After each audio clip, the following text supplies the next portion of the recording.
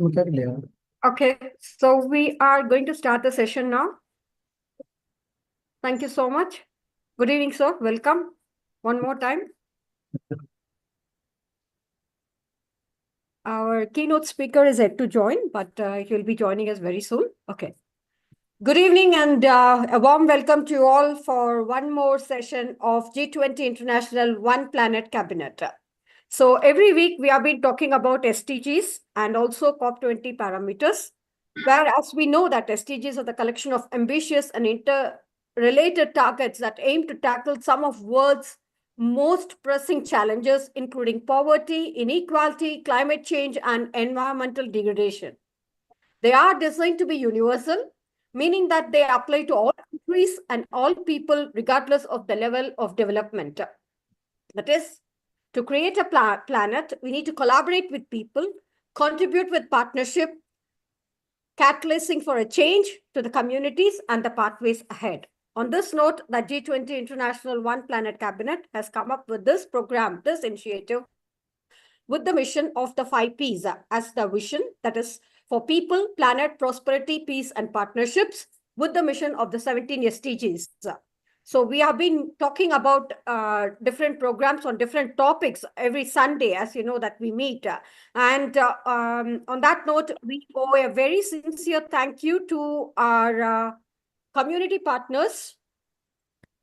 So we extend a warm welcome to all our community partners, starting from JSFN, Global Sustainable Futures, IIU International Internship University, IGEN, the Institution of Green Engineers, and Research and Development University, Good Vision Seva Trust, IGEN Engineers, Amity University Dubai, SRM Group, SIRAM Institution, Group of SIRAM Institutions, Dr. MGR Education and Research Institute, Sri Ishwar College of Engineering, SRM Engineering College, Tiruchirappalli, St. Xavier's College of Engineering, Ishwari Engineering College, and JNN Institute of Engineering, Gracious Legacy Foundation, Global United Sustainable Futures, and Global Foundation for Peace, Universal Human Values Foundation, and Green Brigade.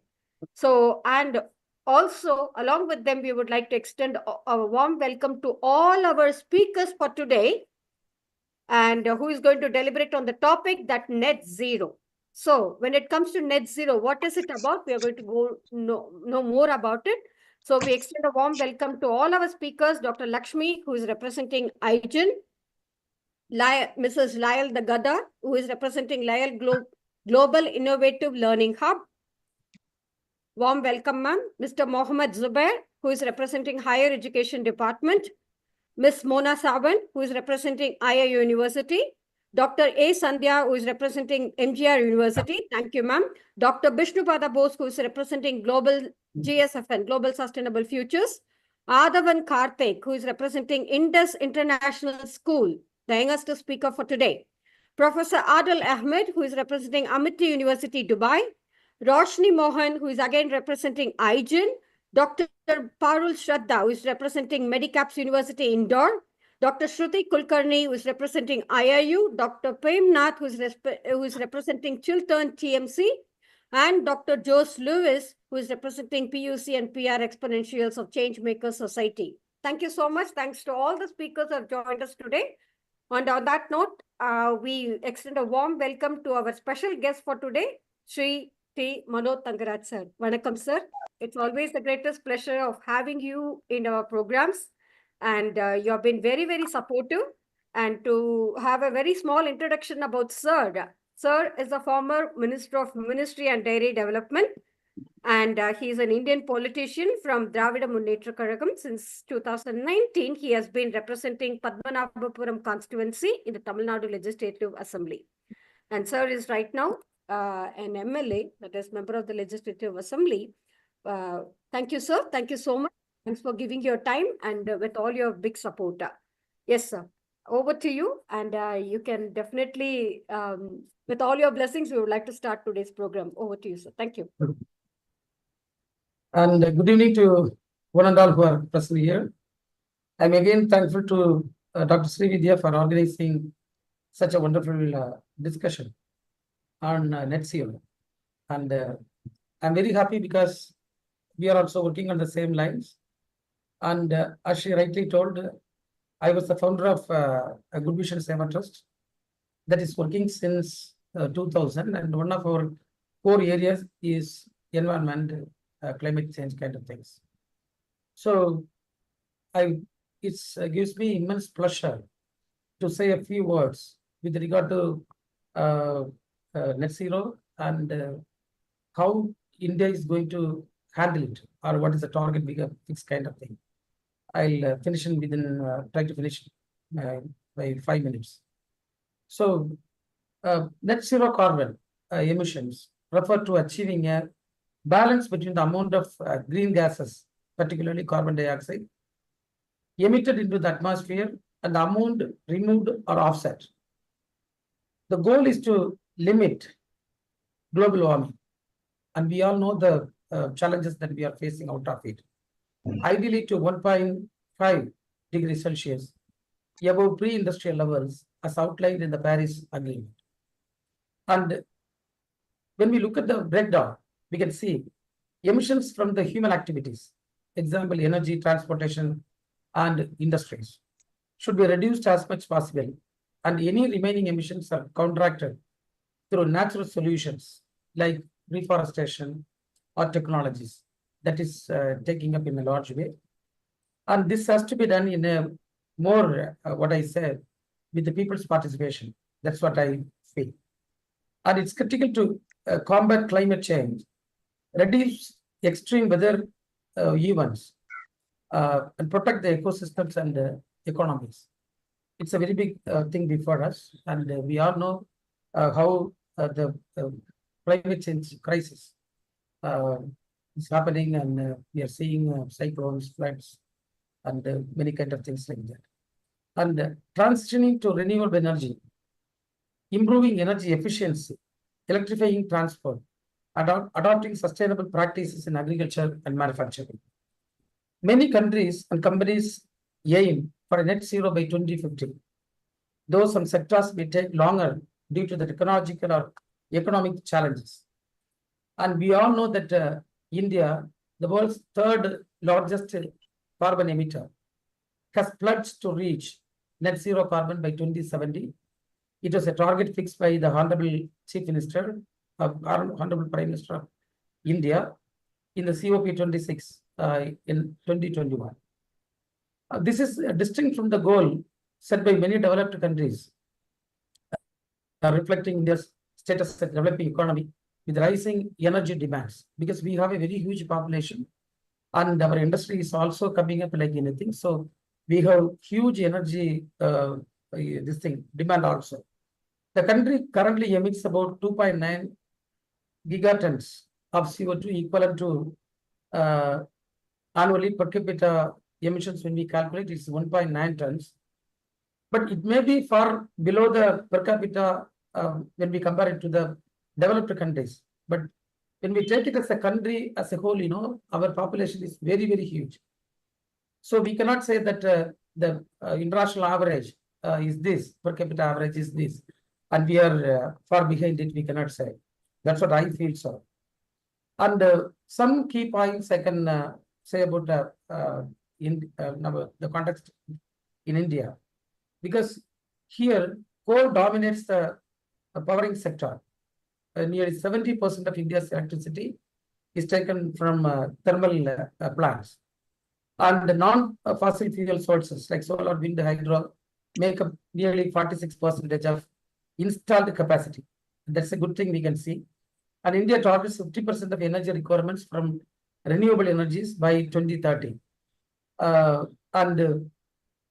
This we will be able to easily achieve because we have not so far tapped the potentials of offshore wind energy kind of things, and a lot of discussions are going at the central level and as also the state level also.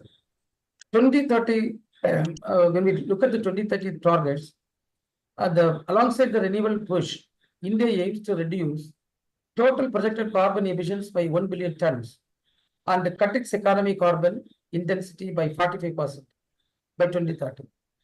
So this is how the government is planning. And when we look at the challenges, there is heavy resilience on coal, rapid industrialization is happening, and urbanization, you all know that is going on in a very hasty way, and it is posing a lot of hurdles.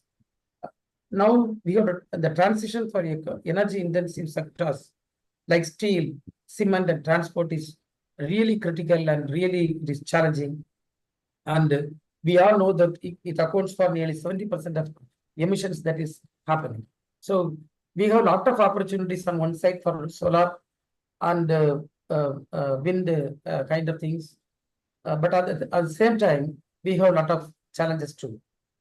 And India has India's solar capacity. We are fifth globally because we have huge potentials, as I told you. And when we take off wind, we are fourth globally. So we can move ahead of it. And the green hydrogen and carbon capture technologies and emerging priorities backed by initiatives like 2021 National Green Hydrogen Mission, aiming at cut to 50 million tons of CO2 annually by 2030. So these are all achievable goals, but the government has to put some concrete steps towards achieving it. When we look at the economic angle, achieving net zero could boost GDP by up to 4.7. It is predicted. By 2036, we can achieve a GDP boost by 4.7% and create 15 million jobs by 2047. It's a big thing. And it's a, what I say, it's a very good, very green area we can think about. And we can bring a lot of investments also in the clean tech field. So there are possibilities like that. And India, we have to make some specific strategies. Say, for example, scaling renewable energy more and more, and incentivizing electric vehicles and enhancing carbon sinks via afforestation. Through afforestation also we can contribute much because we have huge potential for afforestation also. And we have a lot of scope for collaborating with international fintech organizations, as well as we can go with collaborating with countries for technologies in this sector also. So these are the areas I want to suggest. And when we speak, net zero is not only an environmental target, but it also covers the economic opportunities and bringing in a lot of investments and technology innovations to our country also.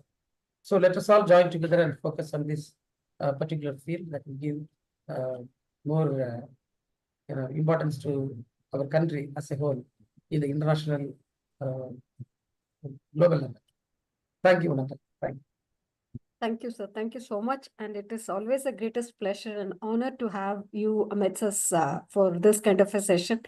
And really, you have been very kind and with all your blessings. And I think this session will definitely come out well. And for being so very supportive for all these initiatives that we have taken. Thank you, sir. Your presence is only a greatest blessing for us. Thank you so much. Thanks. Thank you. Thank you, sir. Thanks for your valuable time. And thanks for joining us. Thank you. Thank you. So moving ahead, as sir was mentioning, some of the, let me introduce today's topic, that net zero refers to the achieving a balance between the amount of greenhouse gas emissions produced and the amount of removed or the offset. So some of the concepts that we would like to discuss today is the renewable energy. As you know, transition to 100% renewable energy sources like solar, wind, and hydro and geothermal. And when we talk about carbon capture, implementing carbon capture and storage technologies to reduce emissions from industrial sources. And moving ahead, like the following which will be energy efficiency to improve energy efficiency in buildings, transportation, industry through smart grids, insulation, and efficient appliances. And also process of electrification to promote electrification or transportation, heating and cooling to reduce dependence on fossil fuels. So last but not the least, it's sustainable land use to implement sustainable agricultural practices, reforestation and conservation efforts to sequester carbon dioxide. So what are the strategies we can take it up? Like so was mentioning, carbon pricing could be one, green infrastructure could be another, circular economy could be the third one, and climate resilient infrastructure could be another one, following which it could be international cooperation where we all can work together to advance the nuclear power, carbon mineralization, direct air capture and smart grids, and also sustainable aviation fuels, etc., etc. So when we talk about all these things, these are the different strategies that we are going to discuss. What is the key thing to move forward is a policy and the governance. That's the national, subnational policies should be revamped and international agreements should be established, which will lead to the climatic governance, climatic education and awareness, and also inclusive and equitable transition that we can talk about. So on that note, today we are here, gathered here on discuss on various parameters of road to net zero, which is a silk route for livable climate and landscape impact with a strong action plan. So on that note, we are going to discuss on resilience to disruption caused by climatic change, standards for net zero emission pledges, nationally determined contribution, that is NDC, it's a climatic action plan, right decarbonization targets, investment in carbon markets, greenwashing to net zero, and a global effort to reach net zero. So, though we are not going to go in order, it's first we would like to address the topic of global effort to net zero. On that note, please allow me to present before you Professor Adil Ahmed, who is the keynote speaker for today. Welcome, Professor. It's always a pleasure having you. Please allow Tanuja ma'am to welcome you, and then you can carry on with the session. Thank you, sir. Thank you. Very good Thank evening. you. Very good evening. Very good evening all. I welcome, it's my privilege and gratitude to welcome our today's speaker, Professor Adil Ahmed from Amit University, UAE, and who is a very distinguished academic and industry expert with over 30 years of experience in higher education institutions across UK and the Middle East, and is committed to bridging academia and industry. Professor Adil's work continues to empower the next generation of business leaders with knowledge and skills. Now I invite our Professor Adil Ahmed to talk about address on the pointer number 5, investment in carbon markets. Welcome, sir. Thank you very much for the introduction. Thank you very much for everyone contribute for the net zero target, which it is not a solo and individual effort. It is a collaborations effort between the industry, between the government. As already today, we have the Ministry of the Milk and Dairy Development is a representative of the government. Therefore, we need to make sure the net zero we cannot achieve unless we all working together. And in order to achieve the net zero, you need to have the money, you need to have the investment. And today I will talk about the market. Therefore, I'm going actually to share first my slide. I hope it's allow me to share.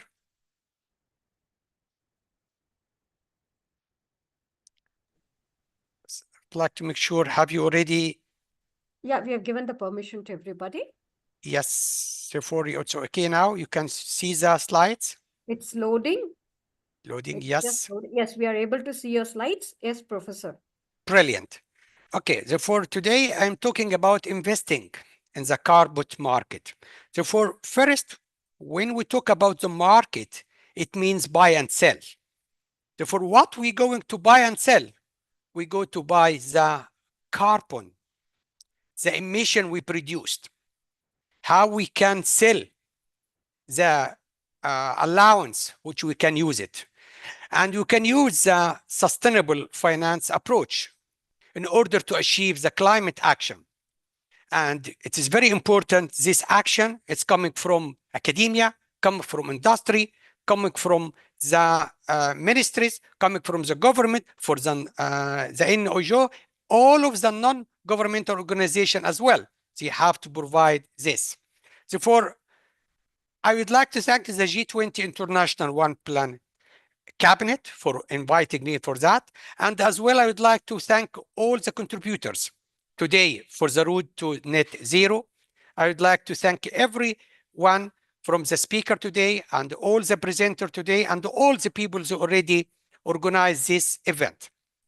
I will talk today. I know the time it is very limited, but I just gave you an overall, what I always call it a helicopter view. I will talk about the definition and the purpose of the carbon market and how it works, and how the sustainable finance will help and support to the mechanism, a financial mechanism, in order to achieve the net zero carbon, and why we need to invest in the carbon market, and what is the type of the carbon market, and what is the pricing mechanism and the liquidity challenge.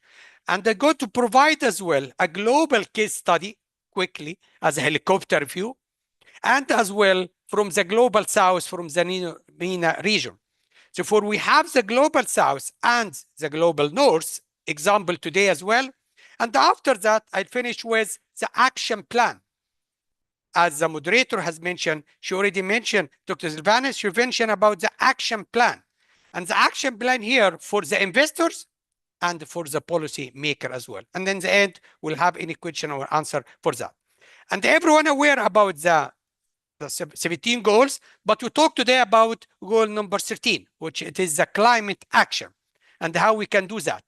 But I'm going to mention when you're tackling the climate action, you tackle as well the no poverty and no hunger, because when we have a deforestations, if we'll have the biodiversity, all of this will have an impact on the food security as well. Therefore, we need to make sure as well we have to think a holistic approach. If we don't have a quality education to give awareness for the people, for the institutional, for the individual about the climate actions, we are not going to succeed for the climate action number 13. If we cannot work together as number 17 as a partnership, we cannot achieve as well numbers. Therefore, it is all interconnected. Therefore, as we're already aware, we're talking about climate change. But as I said before, we talk about climate emergency now. And the climate change has emerged. It's the most pressing global challenge. The necessity for innovative financial mechanism. Therefore, we need to find out how the finance tools can help and to drive the development effort for the carbon market as well. Integration of sustainable finance principle to enable the investor to achieve financial return, which you always call is the triple bottom line. We need to find the way we can all succeed. We all win-win situation. The investor will win, the environment will win, and the people will win, and everyone will win in the global, which it is a financial return, while as well achieving the climate action goal. Today, we'll talk about evaluating the global and the MENA region as well as the global south and the global north. The urgency to address the climate change, it is a pivotal tool for sustainable finance. As a nation committed to achieving net zero emission, carbon market an effective mechanism for the price carbon and the drive emissions. And we need to find out what's the challenge and opportunities, which I go to provide the SWOT analysis. What's the challenge? What's the opportunities? I'm not call it weakness, but it is opportunities. And the other aspect of the carbon market landscape. First, for the people who are not aware about what is a carbon market, the carbon market is a financial mechanism that allow the companies, the entities, the industrials to buy and sell, the trade. So for when you say trading means buying and selling. And this is not a new. It has been started in the Kyoto Protocol 1997. And they already started. But the problem is the Kyoto Protocol has only identified 37 industrial developed countries. They are not including the global south. And this has been replaced. The Kyoto Protocol has been replaced by the Paris Agreement, which include 193 countries in order to make sure we can make a net zero emission. Therefore, the financial mechanism has been implemented before as a Kyoto Protocol, but it has been failed because it's only working on the developing country, 37 countries only using that. And we're using what's called the 1 metric ton of CO2 equivalent, reduced or removed from the atmosphere. The purpose of the carbon market as an investment tool to reduce the global carbon emission by putting the price on the pollution. When you produce any emission, you pay the price. And you will have a limit to produce. If you need more, you need to buy. And when you buy, you go to, in order to reduce the emissions without buying more trading, you have to use the technology.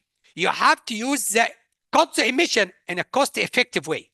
Supporting the climate change mitigation as well as a net zero emission and the Paris Agreement, as I mentioned, promote sustainable finance and the green investment, which I always talk about the green economy, a green investment, green finance, directing the capital, the money, toward renewable energy, carbon capture, and the nature-based solution as well. And this is part of the International Environment Agency. We need to encourage the innovation. Yes, we are not here to just only supporting the trading, buy and sell, but as well to encourage the innovation in the low carbon technology as the companies seek to reduce the cost, because in the end, they would like to make a profit. To reduce the cost and reduce the emissions through the cleaner alternative.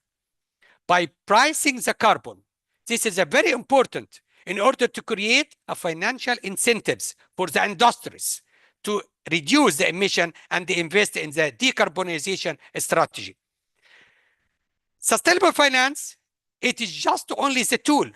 Refer to integration, the environment and social and the governance, which it's all about environment, the climate, and the people, the social and the government, the role of the government, the regulators, which provides financial decision-making and the investment strategy.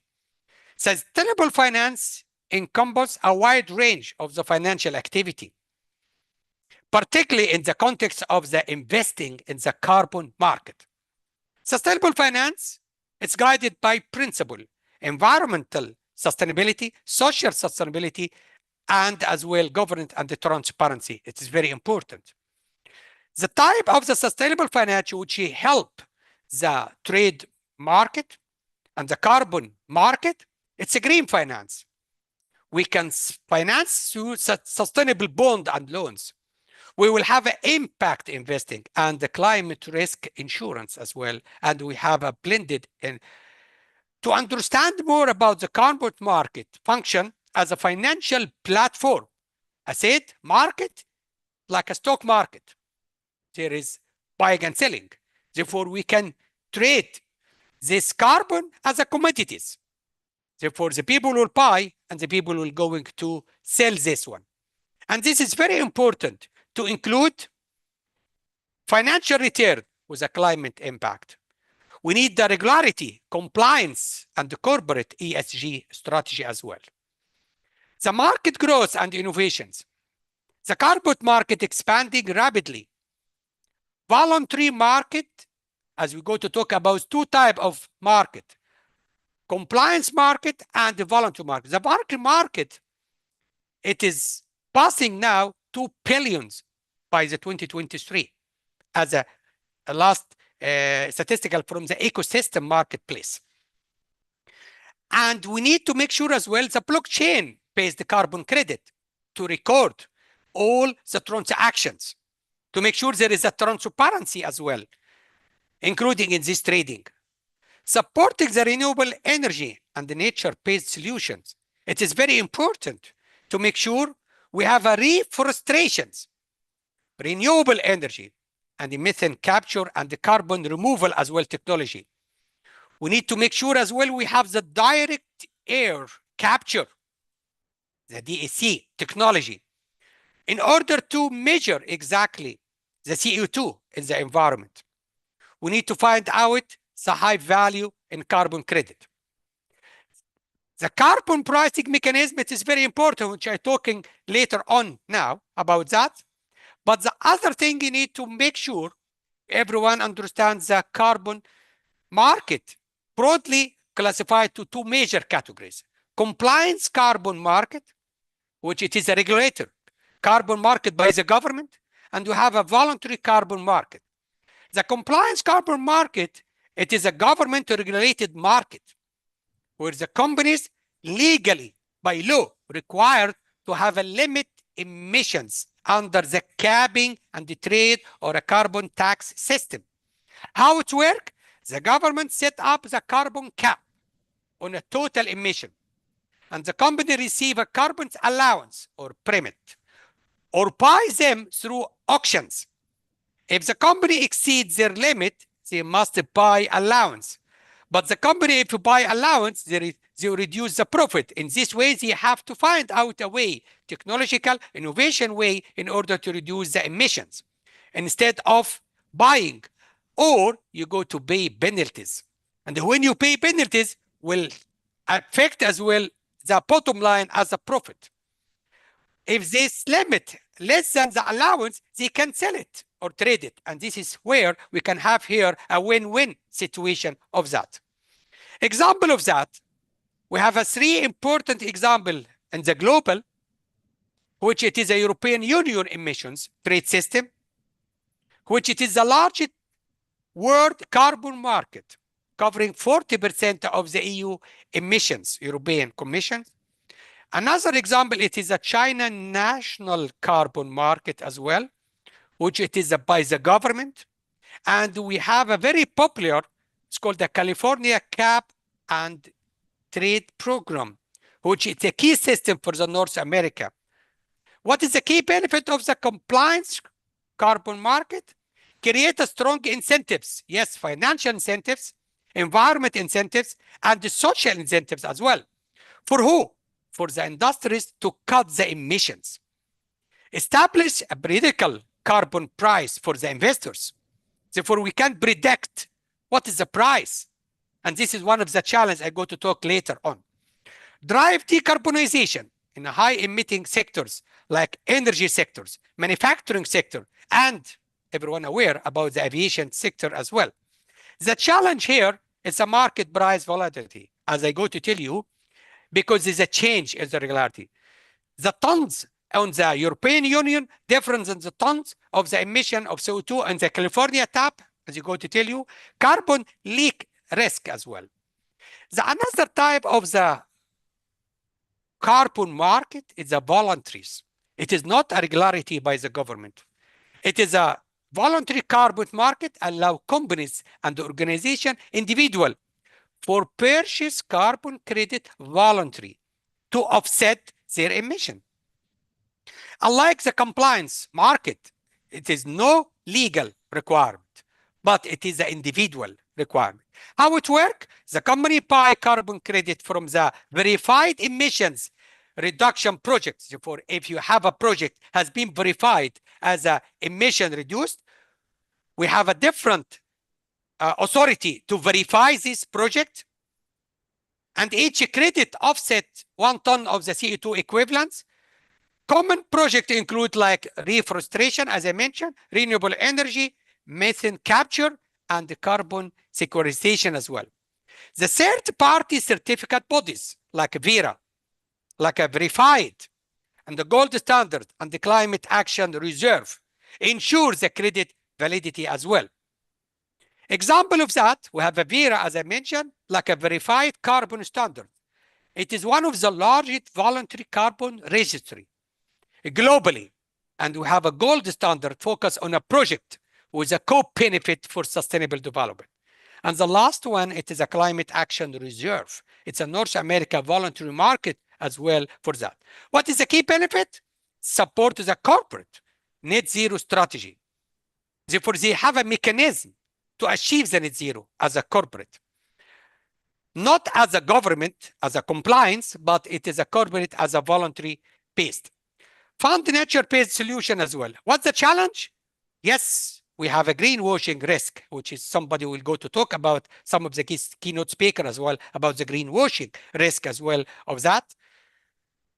What is the comparison? Just quickly, the feature of that, the compliance carbon market, it's legally mandated by the government, but the voluntary carbon, it is the options. The market participant here, it's a high emission industries, but here it is a normal corporate, normal industry, NGOs, and the individual. Carbon credit purpose, here meeting legally binding emission, it is by law. But in the voluntary carbon market, it's offsetting emission for a corporate sustainability. The credit verification for the compliance carbon market, which is by the government, it is already by the government agency to verify the credit. But for the voluntary, we have a third party, as I already mentioned about the Verra and the gold standard. The market size in the large and well-established, like European, China, but here it's only for the corporate EG. Example of that, like California cap and the trade, China carbon market, and the Verra as well. I'm just going quickly for how the carbon credit pricing complexity. The complexity coming for there is no universal price for the mechanism for the tons of the CO2. For example, for the European compliance market, the tons, it is $100 per ton. California, it is 32 per ton. For the voluntary market, between 5 to 50, depend on the project and the time you already use.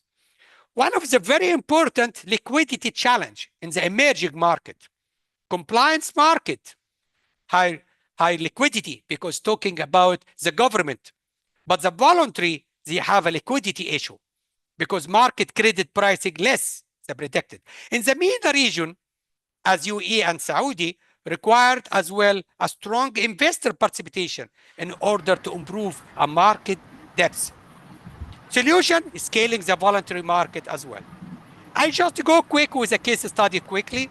One of the case study about the global case study, European Union, which is you have already this one 40% of the EU greenhouse gas emissions. The investors, as I mentioned, is 100 per ton. Sorry the market to interrupt, success. sir. Yes. The case study about China as well and about California TAP. For the MENA region as well, we have a UE carbon credit market. It's linked with the Dubai Financial Market, DFM as well. And this is investor as well through the Masdar and the ADNOC. As already ADNOC, it is one of the biggest fossil fuel, but now ADNOC now try to reach the net zero mission and try to use the renewable energy as well. And the market for the UE captured by 25% by 2030, this one here. And Saudi Arabia as well, they have already Saudi Arabia initiative. What is the challenge here? As I mentioned before, Professor, greenwashing. sorry to interrupt. Yes. Can you restrict another 2 minutes? Yes, I'm going to the action plan. The action plan, as this is one of the very important for the investors and the financial institutions. We have to invest in high integrity carbon credit verified by Verra. We need to avoid credit associated with a low additional project. We need to engage the carbon pricing and the policy as well. This is for the investors and financial, but for the policymaker, and this is very important for the government, we need to harmonization the global carbon credit standards. We need to implement unified verification framework, as already strengthened in the Article 6 of the Paris Agreement as well. We need to provide the tax incentives. We need to establish a public-private partnership to scale the credit as well, and as well to make sure we expand it in the MENA region. The takeaway from today, carbon market is a critical mechanism for the global climate action and sustainable finance. We need to have investment success depend on the carbon credit quality. So for not here about the quantity, but the quality of the carbon credit. The projects they produce, reduce the emission. MENA growing carbon as well and the cooperation. And in the end, we have to conclude investing in a carbon market to represent a sustainable finance approach as well. What is very important as well, we need as a final thought, the future of the carbon market lies ensuring investment credibility, regularity, clarity, and technological advancement as well. A climate action accelerate and the carbon trading will play an important role for a corporate ESG strategy as well. By adopting a sustainable finance approach, investors can contribute to global decarbonization effort while unlocking a long-term market as well. However, ongoing research and the policy evolution and the market innovation will be critically to shaping and robust resilience of the carbon credit. And this is the reference, I use it here. And this is my WhatsApp number and my LinkedIn if you'd like to get contact with me later on, anyone, if you have any questions. But I would like as well to give opportunity if somebody have any reflections or you would like to give us some feedback on the session today. And if you don't have a time, just you can share your thought, your reflection on the chat, and will be good from everyone to share this as a part of all of us working together. I would like to thank all of you for this opportunity. And I would like to leave now the platform for the other speakers and for the other people if you have any questions about the carbon market and how we can achieve the net zero emission. Thank you. Thank you, Professor. Thank you so much. First of all, our sincere thanks for joining us during Ramadan time. I know it's that time very close. And thank you so much. Well, I think the session is already over. We have covered almost all the parameters, all the 7 points together, and definitely leaving no leaf unturned for talking when we talk about the net zero. As you rightly mentioned, the investment in the carbon markets will add value to support the transition of the low carbon economy, potentially generating returns. So we need to work on carbon market mechanism like carbon credit, carbon offset projects, and cap and trade systems that you really mentioned, and the carbon taxes, which we are highlighting on, with the investment vehicles of carbon funds, green bonds, carbon ETFs, and impactful investing, engaging in impactful investing as such going through, and leaving not to miss in the mention the carbon market opportunities when it comes to the voluntary carbon market and the compliance carbon markets with the carbon pricing mechanisms which are involved in the process. And with the low carbon technologies being there, with considering the risks and the considerations with the market volatility, with the regulatory risks which are involved, taking into 2 case studies of China and other country, talking about the project risks, with all that leading on a very pathway forward towards the governance. Thank you so much, sir. It was quite comprehensive and insightful deliverance. Thank you so much. And may I request Mr. Balaji Krishnan to share his inputs on the first speaker. Thank you so much. Good evening. Dr. Ahmed, as you said, Srividya Madam, he has left nothing unturned. All corners relating to the market-related information was covered. And maybe we should highlight that in the coming session, greenwashing that he said is the biggest challenge. You have to really make it sustainable in-house rather than buy from someone and then compensate. That can only be a short-term solution. It cannot be long-term. It will not help the world per se. Suppose I am overweight and doctor is very fit. I pay for his 15 kgs of fitness, but then over a period of time, my health will suffer.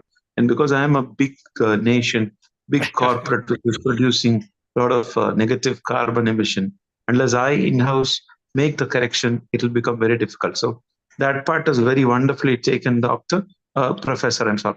It was a beautiful session, and we look forward to other participants to step in and then fill the void, if any is left in today's scintillating session. Thank you very much. Over to you, Dr. Srivi. I got to stop actually now sharing because I'd like to make sure I am still sharing or not. No, it is not. You have shared a lot of knowledge that is already continuously in our minds. That cannot be stopped, even if you want. That is the takeaway from this discussion. Thank you very much for that. Thank you very much. But I'll try to not sharing this one now. Over to you, Dr. Srividya. Thank you very much. Yes. I request Tanuja ma'am to welcome the next speaker, please. Yes, ma'am. So our next speaker, I invite Ms. Mona Swan, IAU.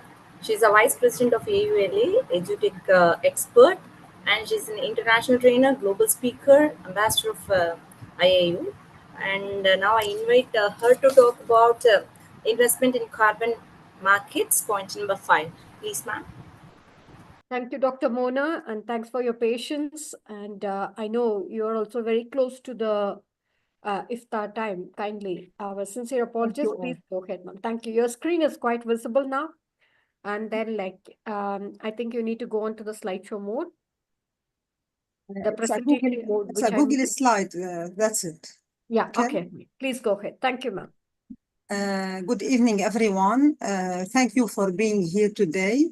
We are here to talk about net zero, the goal of balancing the greenhouse gases we emit with those who we remove from the atmosphere.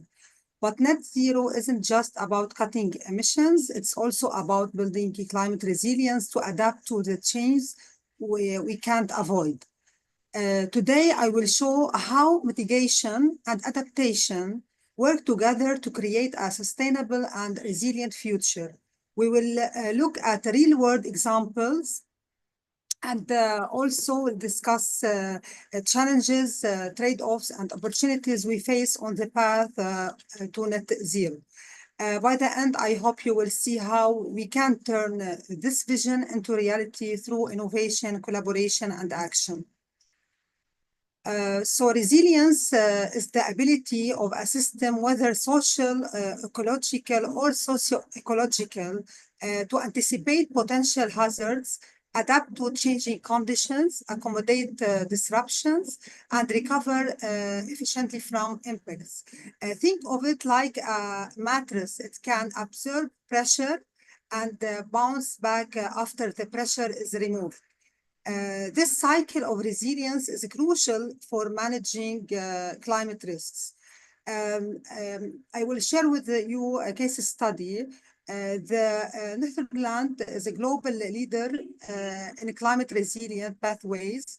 They have combined mitigation by reducing emissions through wind energy with adaptations, building flood-resistant infrastructure like the dikes and the storm surge barriers. This integrated approach has made the Netherlands one of the most climate resilient countries in the world. A climate resilient pathway refers to development strategies that combine adaptation and mitigation to achieve sustainable development. It's an iterative process that evolves over time, aiming to produce disruptions and enhance opportunities in the face of climate change. The key question we need to ask is how can we manage change in complex systems to build resilience? We will explore this further in the upcoming slides. For example, it's a case study in Costa Rica. The government has successfully transitioned to renewable energy with over 98% of its electricity coming from renewable sources like hydropower, wind, and solar. At the same time, they have implemented adaptation measures like reforestation to protect against landslides and improve water retention. This dual approach has made Costa Rica a global model for sustainable development.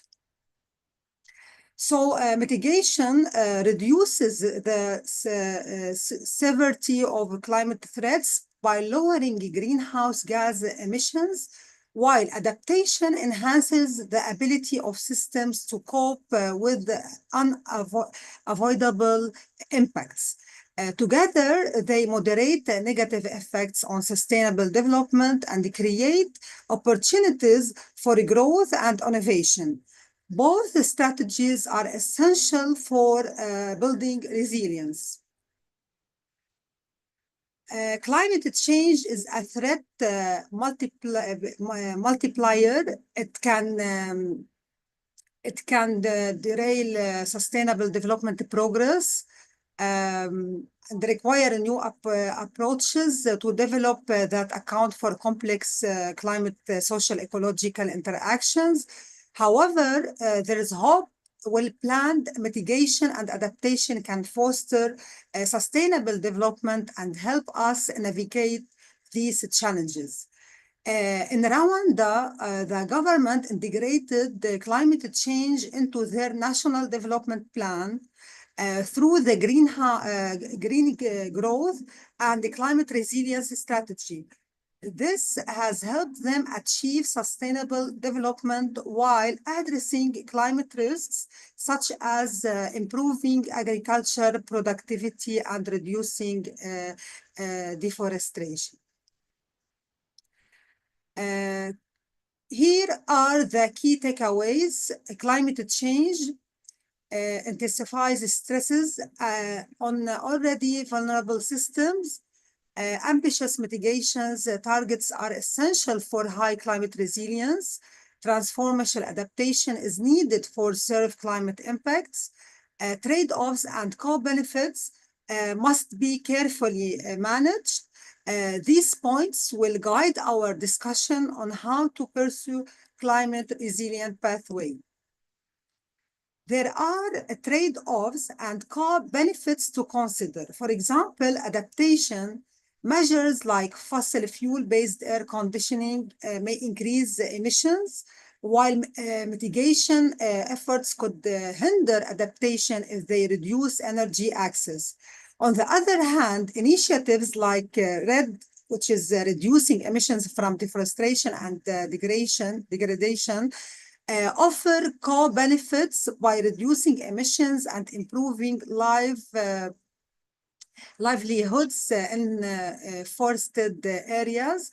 Integrated strategies can promote social equity and economic growth. In India, the solar pump initiatives is a great example of co-benefits. Farmers use solar-powered pumps for irrigation, reducing emissions, while improving agricultural productivity. However, a trade-off is the initial cost of installation, which can be a barrier of small-scale farmers. So to pursue a climate-resilient pathway, we need to identify vulnerabilities to climate impacts, assess opportunities for risk reduction, take action aligned with sustainable development goals. Actions can range from incremental changes like improving water efficiency to transformative responses, such as rethinking water rights. Both are necessary for building resilience. In South Africa, the city of Cape Town faced a severe water crisis in 2018. They responded by identifying vulnerabilities, drought-prone areas, and taking action, implementing water restrictions, investing in desalinations plants, and promoting water conservation. These measures helped the city avoid day zero when taps would have run dry.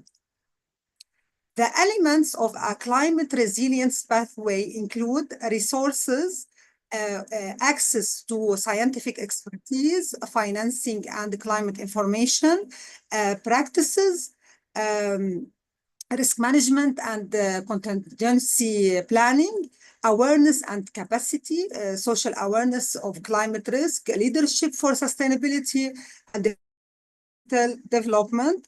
These elements are foundational for effective climate resilience strategies. Innovation is key to addressing surprises and needs in climate resilience. For example, in water scarce regions, changes in water rights and improved groundwater management can make a significant difference. In coastal areas, affordable desalination technologies can help address water scarcity. Innovation drives resilience by creating adaptive solutions tailored to local challenges. There are significant challenges to pursuing climate resilient pathways. Unsustainable development path remains the norms. Ineffective governance hinders policy implementation.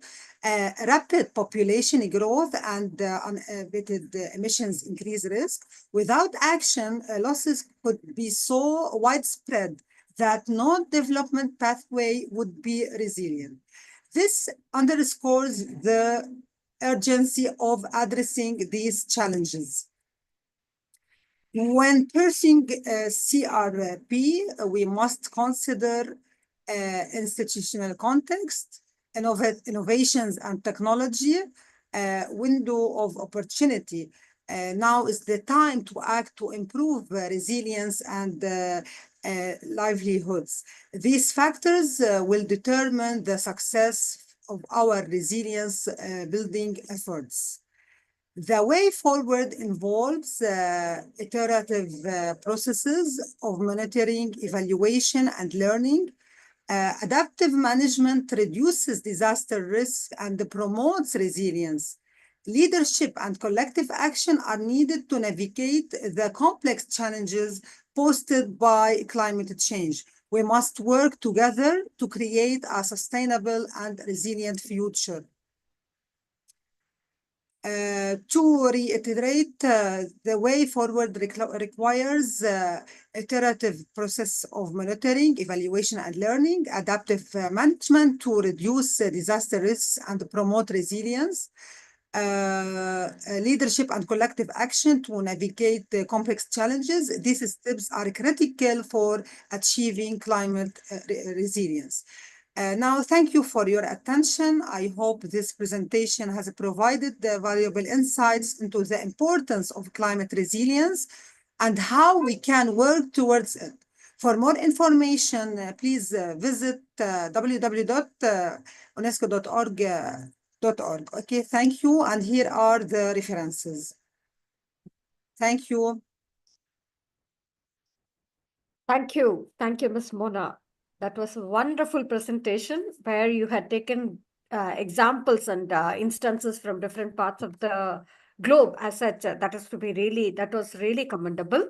And as you rightly mentioned in your presentation, the resilience to the disruption caused by the climatic change is crucial for businesses, for the communities, and also for the individuals. That's what the whole topic is about.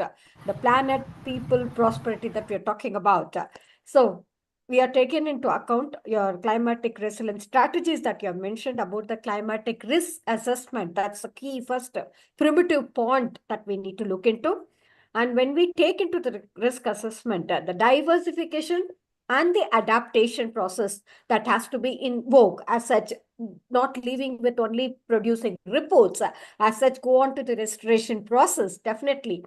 So when we do that, we need to work on the infrastructure resilience, supply chain resilience, and also the community resilience also to be taken into account. As you know, that early warning systems have to be taken into consideration with climatic resilient materials that are to be coordinated with the renewable energy prospects and the strategies to be implemented with smart grids and the data analysis processes which are involved in it. So brilliant presentation. Thank you so much, Dr. Mona. In spite of your iftar time, you are still here with us, having away 5 minutes away from your iftar time. Thank you so much. That was really a brilliant presentation. And it's always a pleasure working with you. You were commendable indeed. Indeed. Thank you. Thank you so much. Over to Mr. Balaji. Thank you. Thank you very much. I have the pleasure of again briefing on the wonderful presentation done by last week as well. And this week, it was even one step better. And especially the fact that it causes disruption in the drinking water, as the example that you have given for Cape Town, that really makes people, make every one of us sit up and take note that a lot of things that we do impact our environment. And in fact, we must either pay for it or we should ensure that we don't cause the damage. We have a great example from the state of Kerala where one big multinational giant had to stop their operation. It is one of the biggest, I don't want to name it, one of the biggest giant in the soft drinks industry. They had to stop because they were very severely damaging the water table in the area. So your example is very relevant. In fact, we have seen in our part of the world that there have been initiatives taken by the local authorities to stop the damage to the environment beyond the point. So as you said, it's all in-house. We have to think inward to create a sustainable world where the world has given so much to us. There is a limit to which we can take it away from the world. If you take more, please give it back to the world where we live. Thank you very much for the beautiful presentation. Thank you. Over to you. Over to you both. May we request Tanuja ma'am to welcome the next speaker, ma'am. Thank you so much. Yes. So now our next speaker, Dr. Vishnu Padapose, from representing GSFN. Now I invite to share his expertise on right decarbonization target, pointer number 6. So,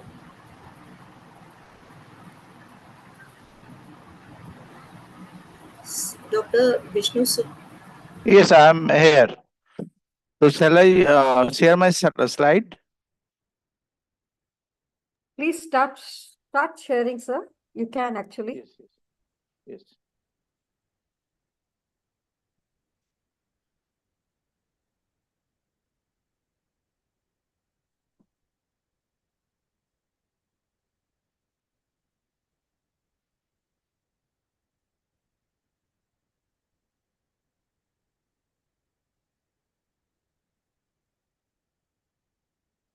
Is it visible?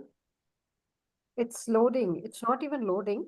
Maybe you need to share it again.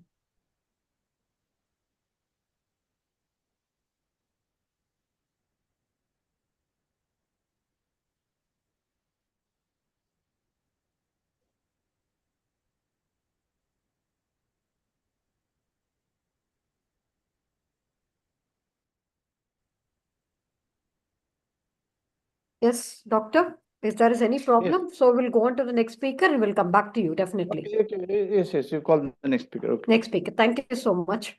Yes. So, yes, we would like to invite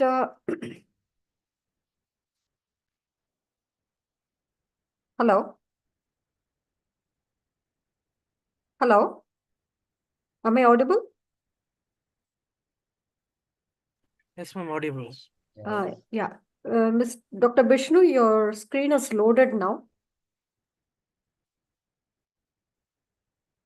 Dr. Vishnu Padapose, your screen is loaded.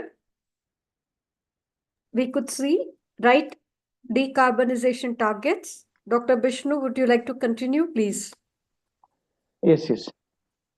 It has loaded. We are able to view the screen now.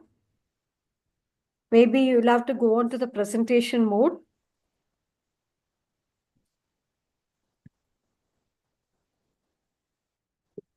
Dr. Vishnu? Yes. You need to unmute yourself, so you will Just a minute. Yeah.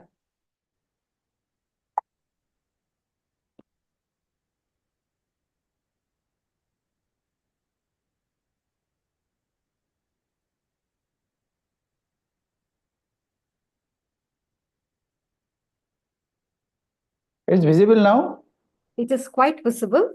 Please go ahead with your presentation. We are able to see. Right Okay. decarbonization targets, green innovation to convert dangerous waste into construction materials.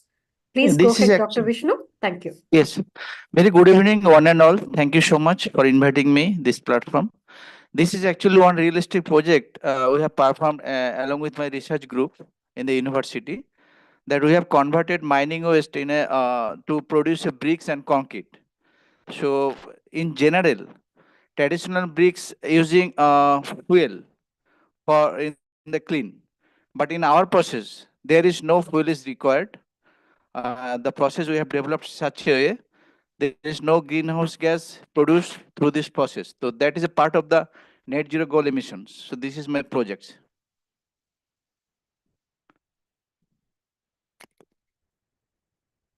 So in traditional clean burn clay brick in our country release almost 1072 million tons of carbon dioxide emission into the atmosphere. So that is actually covering 2.7% of the total emissions. Globally, brick kilns burn many tons of coal per years. So it has been found in the research paper that process of burnt clay brick release about 0.41 kg of carbon dioxide in the atmosphere for processing of per bricks. So our process actually eliminating all this process or fueling process. We are using and we are developed a sustainable process to process manufacturing of bricks and concrete. So that is our key object of this project, and it is a realistic project. We have already mobilized this product in the market. We have developed a process technology for manufacturing for brick without burning fossil fuel, and we also developed a concrete from mine waste. The whole process contribute to reaching the goal of net zero. What actually negative things from mine waste? Mine waste actually creating pollutions, occupy land and occupy vast land area and creating pollution in the environment. If we can eliminate, we can use all those mine waste, so we can eliminate all the problem causing the mine waste. So that we have done. So this is the another issue in the country. Natural scarcity of the natural resources. I mean, the raw material which are using for production of bricks and concrete, that is actually depleting very fast. So in that places, if we can use the mining waste, we can replenish the depletion of the natural resources. So that is the main objective of our projects. This is the view of the mining waste, how the mining waste is dumped year after year. Actually, it is a 60 years, 50 years dumping year in India mainly. So this is the pollution source of the mining waste: soil pollution, water pollution, air pollution. This is the brief scenario. So this is the brief flowchart of our projects. Problem of the mining waste: increasing scarcity of the construction materials. This is the two problems. So we have developed a process technology to solve all those problems. Mainly, reduction of the waste and release land area, reduction of the dependency of the natural resources for construction materials. So our material mainly brick and concrete, that is purely construction materials. Madam, am I audible? Yes, sir, we can hear you. Okay, thank you. And so this is also a process of partly circular economy process. We are collecting mining waste, then skinning and separation, then produce brick and concrete, then construct the building, then again demolition material, again recycle. So that is the part of the circular economy process. So this material we have extract from the mining waste, which is as like as natural resources, which is using for concrete and bricks. Large stone chips we have extracted from the mining waste, medium stone chips, sand, and some part of the carbonaceous matter into we can use it as energy for energy productions. Methodology, brief methodology over here. We are collect from the mining waste, then wash this mining waste, then segregated the two different tools, instrument we have used in the laboratory. Finally, this is our product, concrete and bricks.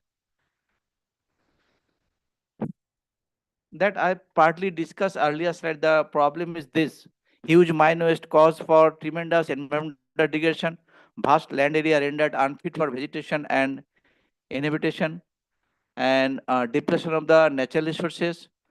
Fertile topsoil we are using for burnt clay brick, that is also a very harmful things. And burnt clay brick producing 4.5% national greenhouse gases. So we have eliminated all those problems and we have provide the solutions. So what is the solutions? Fine particles from the mine waste perfectly used for making bricks, replacing fertile topsoil and reduce greenhouse gases, increase efficiency of the agriculture and food scarcity. Stone chips and fine particles from mine waste perfectly used for making concrete in civil engineering construction and replacing natural construction material. Both mining industry and construction sector sustainable.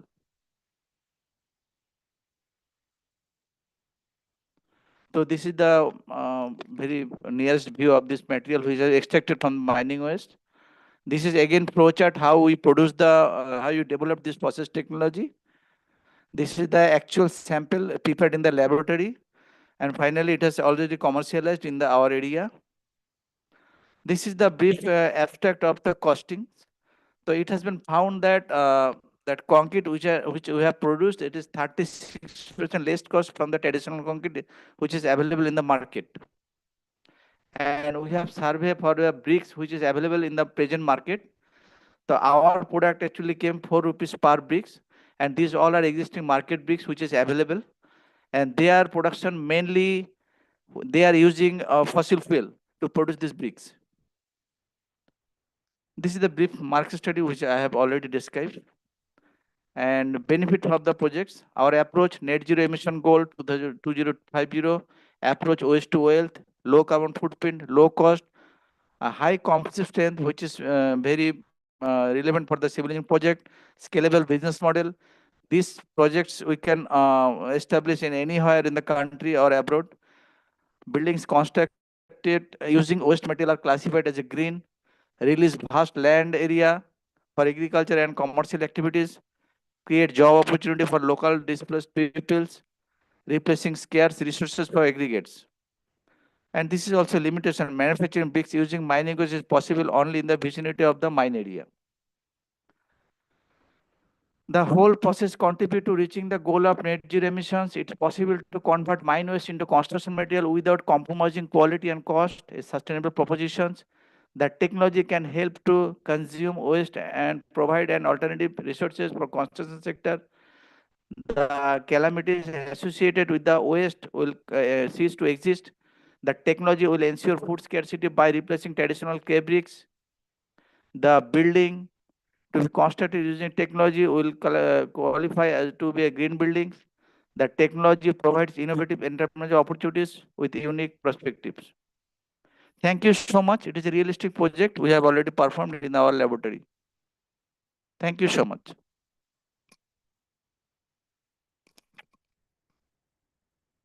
Thank you, Dr. Bishnupada Bose. I like the idea of you taken yourself, your project as an example and explaining here.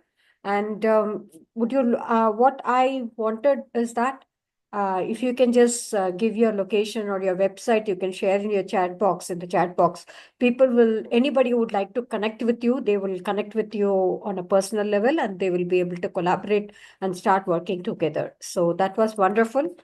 And since the key takeaways from your thing is that right carbonization targets is crucial for effectively reducing greenhouse gas emissions and mitigating climatic change. So absolutely emission reduction targets should be taken into consideration with the percentage and the amount of it required pertaining to the adaptability of the local community where you are living in. That's what is the key thing that we need to take here, as he was mentioning that they have done it in different places, giving examples. So the intensity of the based targets, that the set targets will reduce the emissions intensity with the amount of emissions per unit production, or which will reflect upon the global GDP as well. So the carbon budget targets, so you set the target to limit the total amount of emission over a certain period of time where monitoring is very much required, that he has mentioned, and which will ensure the carbon budget as a moving pathway ahead. So this monitoring of your carbon emission and allocating the carbon budget for monitoring the overall performance is a key thing that we need to consider. Last but not the least, the net zero targets that he had mentioned to achieve the net zero emissions, where any kind of remaining emission or balanced by removal or offsets as a remedial, that we can always work with the target setting frameworks, science-based target initiatives, which we can be taken into consideration, which is otherwise called as SBT. Okay. So, as you know, as we all know, that we know about the Paris Agreement towards a goal of limiting global warming to 1.5 degrees centigrade. So we will take into consideration of GHGP, that is Greenhouse Gas Protocol, which is the framework that is involved, and with the Carbon Disclosure Project, that is CDP, which is involved in the framework. As such, going into specific targets such as energy sector, transportation sector, industry sector, agricultural sector, and also the construction sector, which are in that. So what is required is that RPR, that is regular process review, for satisfying the stakeholder engagement and also increasing the incentives on the accountability which is there in the process. Thank you so much, Dr. Vishnupada Bose. Taking you as an example, you have given us a very clear pathway of how to go about it. That's what has been summed up. And over to Mr. Balaji Krishnan, please. Thank you. Thank you so much. Well, thank you very much. As you very rightly put, Dr. Srividya, the whole tone was set by Professor Adel, and then Mona put us in the right perspective. Now, he has created the entire thing in the right purpose. We need to have a purpose, and that purpose can be served only if there are proper targets to be achieved. That really shows us that we are aligning our thoughts with the nation, with the globe as a whole, in creating net zero as a purpose of a corporate, for the society that we live, and also to the entire community that we belong to. So he has very beautifully covered all the points. And then, as you have rightly mentioned, mitigation is also one of the aspects that has been very properly captured. So over to the board. Thank you so much. Wonderful work, Dr. Vishnu. I hope to meet you one of these days. Thank you very much. Thank you so much. Thank you, Dr. Vishnupada Bose. It's always a pleasure working with you, and it's always a pleasure having you in our board. And when you come, we know that it's exactly the statistic and also the metrics, and also the very clearly, you clearly show the pathway to move forward. Thank you. Thank you, Doctor. Thank you so much. Over to Dr. Tanuja to welcome Dr. Lakshmi from IGES. Thank you. So now our next speaker, Dr. Lakshmi, she is representing IGEN, and she is from Amit University, belongs to EEE department. She is going to share his insights on pointer number 1, resilience to disruption caused by climate change. Welcome, ma'am, please. Thank you, ma'am. Welcome, Dr. Lakshmi. Thank you, ma'am. Yes, please start sharing your screen.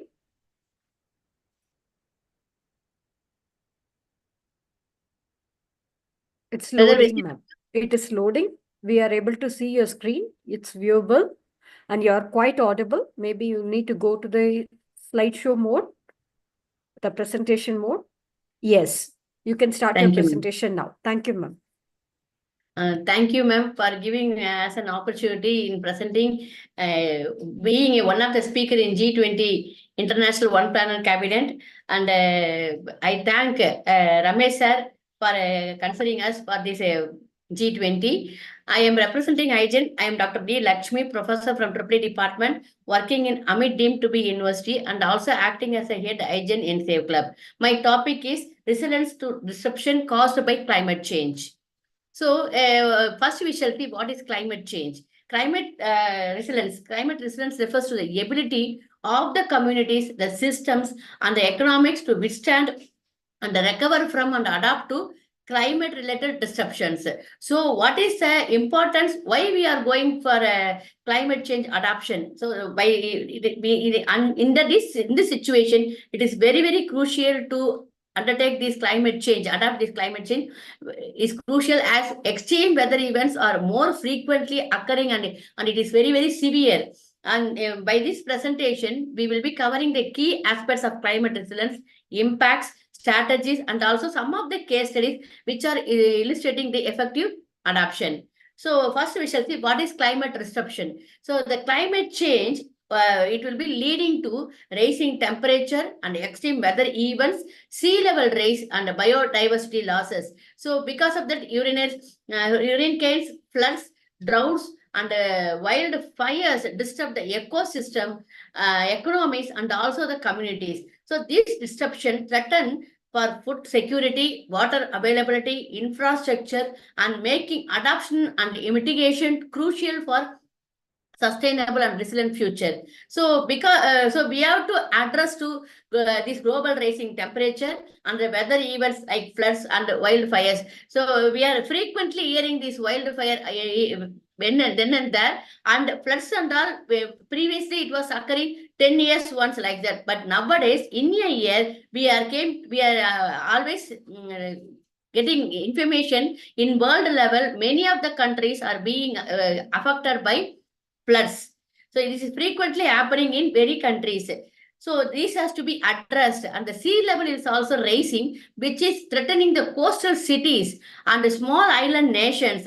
So the biodiversity is again a threat, impacting the ecosystem, thereby the food security. And the impact of this biodiversity and ecosystem is habitat loss, species extinction, ecosystem imbalance, and food chain disruption. So how this impacts, what are the impacts that have been made in infrastructure and economy is, it is damaging to roads, bridges, and power grids. So the infrastructure such as roads, bridges, power grids are highly vulnerable to this climate disruption. As I already told, the flood is every time occurring in a year. We can say at least 2 to 3 flood are occurring in a country. So because of that extreme weather events that causes extreme damage and leading to costly repairs, and especially the agricultural gets affected.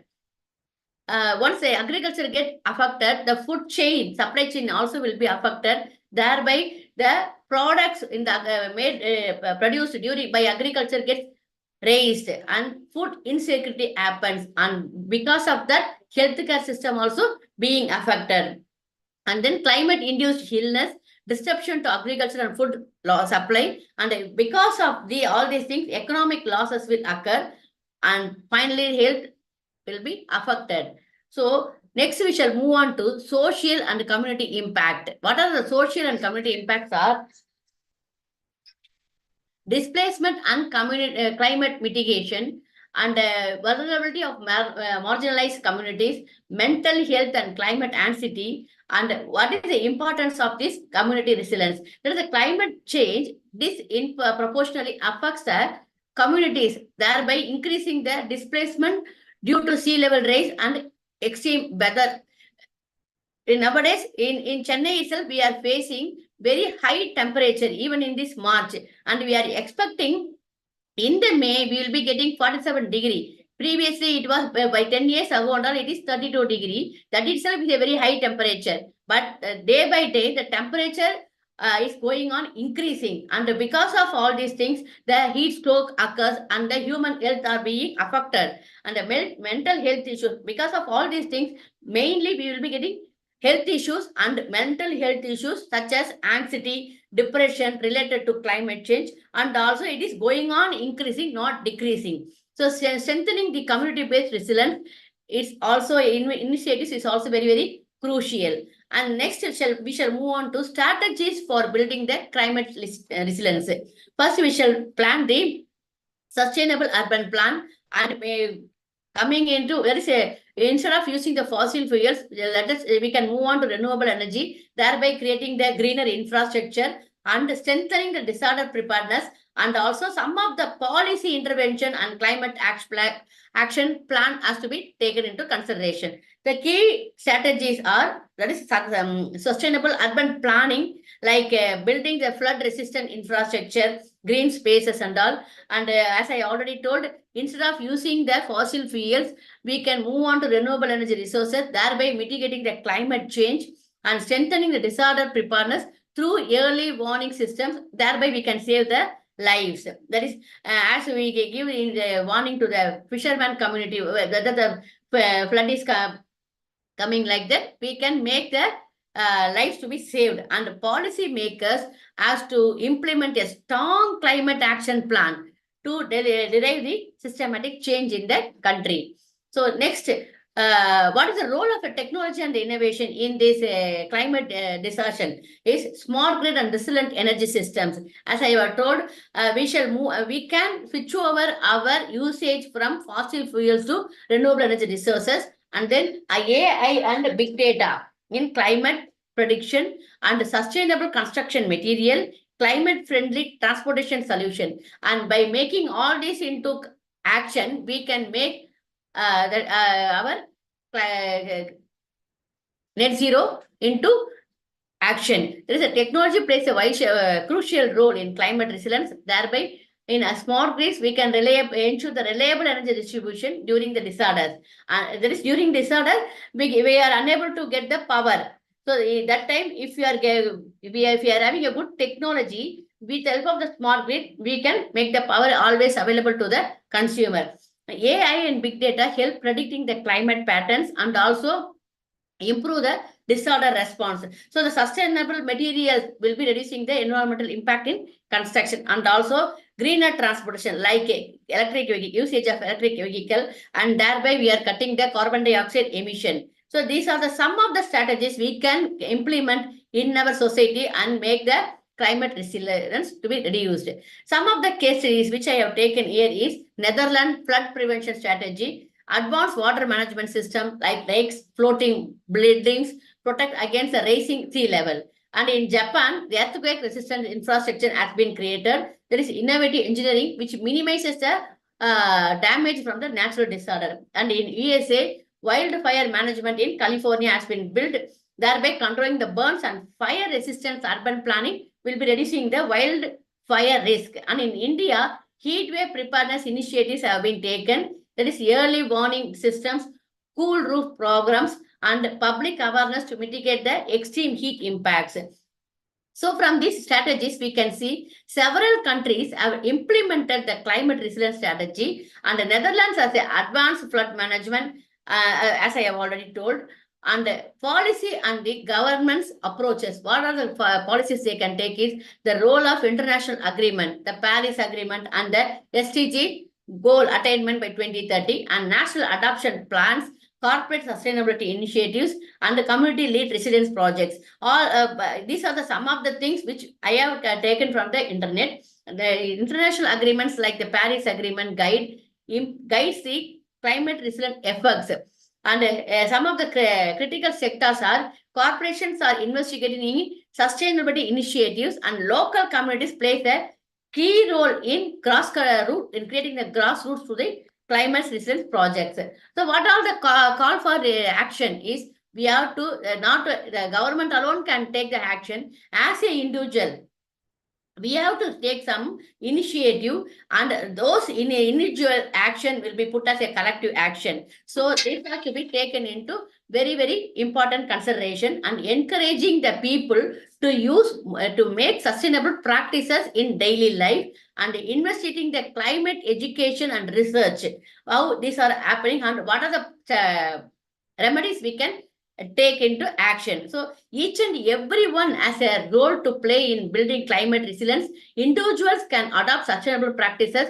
Thereby, we can reduce the waste usage of reducing the waste, conserving the energy, and even the wastages which we are throwing into the dustbin can be segregated. Instead of throwing the vegetables in a plastic cover, if you put it into the ground, and the vegetables will be used by the soil, but we are putting it into the plastic bag, so which cannot be used by our soil. These things can be taken into consideration by the individual. Thereby, we can make the society to take over the climate resilience. So the business and policy makers must also collaborate on this climate action, and investigating in climate education to the future generation has to be taken into consideration.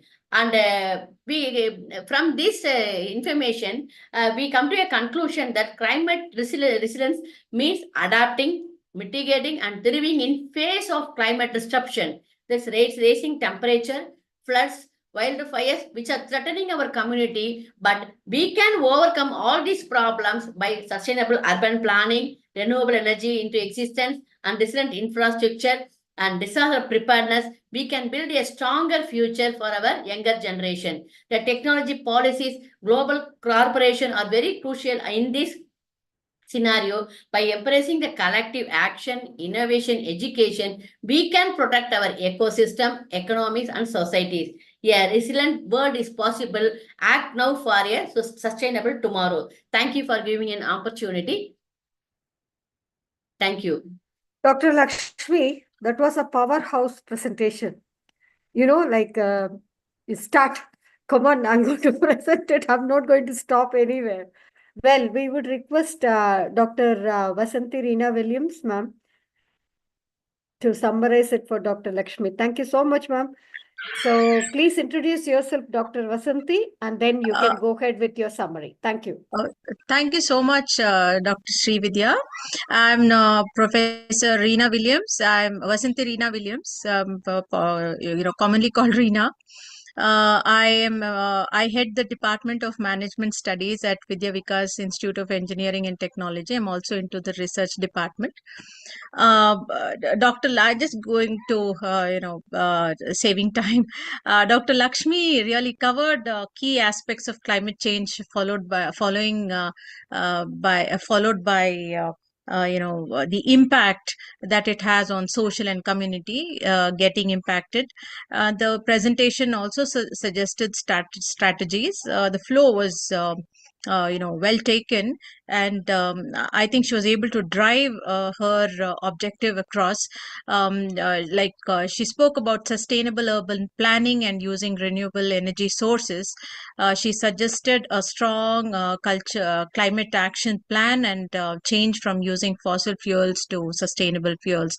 Just as the previous speakers mentioned, net zero can be achieved, I think, through collective efforts, and I think drops of water form the ocean, and I think a lot of like-minded people we feel we meet because I think primarily it's because of the climate change, and we are finding it so difficult, and we are understanding the impact because this talk was happening. Discussions were happening by people maybe a decade ago, saying that you can expect such things to happen, but we didn't take it seriously. And now, I think when we are experiencing it, we are taking it very seriously. So that's my conclusion on Dr. Lakshmi's presentation. Thank you so much. Thank you, Dr. Vasanthi. Thank you so much. Thank you. Yes, following which Mr. Balaji, please. Thank you, Dr. Lakshmi. It was really a mind-blowing presentation. Thank you. Mr. Balaji? Thank you, ma'am. Would you like to add on there, Mr. Balaji? Yeah. Yes, your expertise, please. Audible? Yes. Yeah, the audible? Yes, you are. Yeah, okay. So it's she has very clearly given a direction, Lakshmi madam, as to how it can be achieved. I think he has some network problem there, so it's fine. So thank you, Mr. Balaji. I think you have some network problem. By the time you sort it out, we'll come back to you again. Hello. Yes, Mr. Balaji. Yeah, so I was just saying that, yes, once the policy is fixed by the government and it is put on the corporates to pay more taxes, probably that's the future that we are looking at. Maybe there is going to be a very heavy tax that will be imposed on entities which is not going to comply with the carbon related emissions. So that is the thing that she was trying to bring in perspective. There has to be a clear focus as to what if I breach the limit. So that kind of a compulsion or mandate from the government will ensure that the net zero is also achieved as a global practice. So that's all from my side. Thank you very much. It was a wonderful presentation. Thank you, Mr. Balaji. Thank you so much. Thanks for all your big support there. Thank you. Thank you. Over to Tanuja ma'am, the boss for today. Our next speaker, I invite Dr. Sandhya Madam from MGR University, and she is representing MGR University and IGEN, and I invite her to share his insights on decarbonization targets. Point number 4. Ma'am, please. Dr. Sandhya? Thank you, ma'am, for giving me this opportunity. Let me share my screen. Yes, please. It's loading, ma'am. Your screen is visible. I think Yes, you are ma'am. quite audible. You can go on to the presentation mode now. Okay. Okay. Start presenting, ma'am. Thank you. Yeah, thank you, ma'am. So, good evening, everyone. Today we are driving into a critical and timely topic, right decarbonization targets. So, as the world aims for net zero emission by 2050, biotechnology plays a crucial role in reducing carbon footprints and creating sustainable solutions for this. So, over next 15 minutes, we will be exploring the major emission sources in biotech strategies for emission reduction and for some real case studies. So, as industries worldwide work to reduce their carbon footprint, biotechnology stands out as a game changer through sustainable production processes, renewable energy integration, and bio-based alternatives to fossil fuels. Biotech is offering solutions that might minimize the greenhouse gas emissions while driving innovation, from biofuels that replace traditional gasoline to biodegradable materials that reduce plastic waste. Biotechnology is transforming industries where we'll be seeing a certain advancement in carbon capture technologies and even eco-friendly pharmaceuticals that contribute to a lower carbon future. So this shift towards the decarbonization isn't just about meeting the global climate targets like net zero by 2050. It is also presents a huge economic opportunity for businesses to adopt the greener practices, enhancing the resource efficiency and stay competitive in the sustainable driven world. So by leveraging all this kind of advancement in the synthetic biology, fermentation and bioprocessing, the biotechnology industry has the power to revolutionize the traditional sectors and accelerate the transition to a low carbon economy. This is just about the transition to a low carbon economy, but it is about shaping more sustainable future for everyone. As we move forward, biotechnology will be the heart of climate action during both environmental and economic benefits.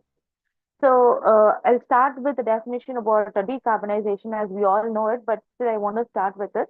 Decarbonization refers to the process of reducing carbon dioxide emissions across industries. In biotechnology, this means transition to a cleaner energy sources, optimizing processes, and innovating sustainable solutions to mitigate environmental impact.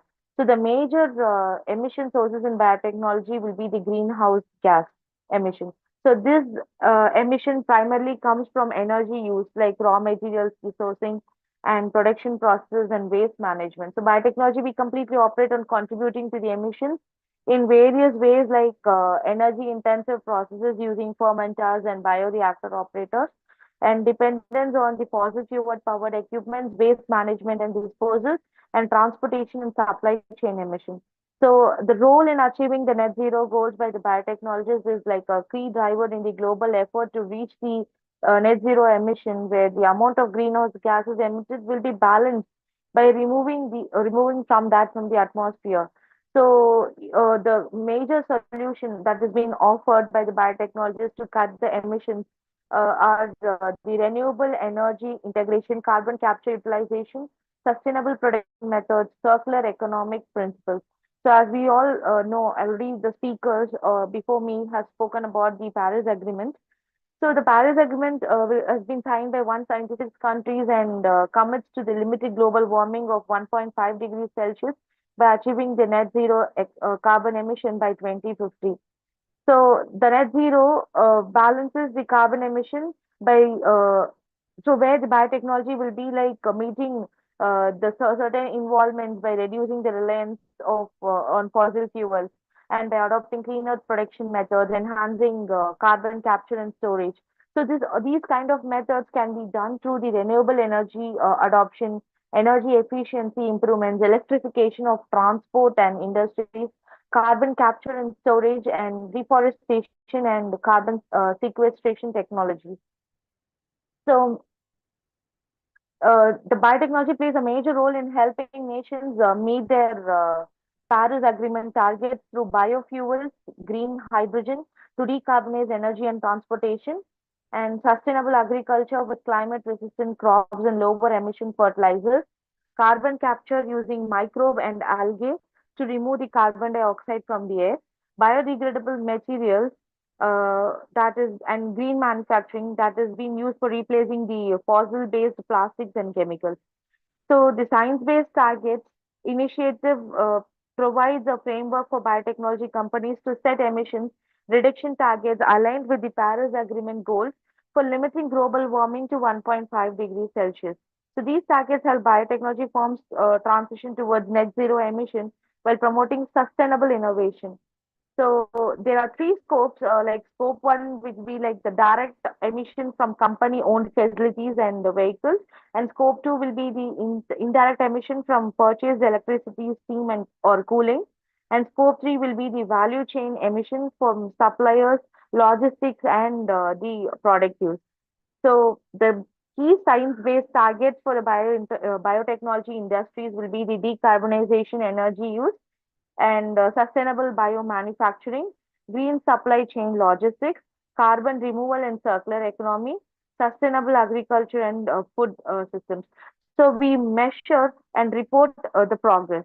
So what we do, the firms will align the SBTi net zero standard by tracking the emission based upon the first three scopes using carbon accounting tools, and will set the near term for 5 to 10 years, or long term will be set it to target the cut emission by 90% before 2050, and will be reporting the progress annually and will be adjusting the strategies for continuous improvement.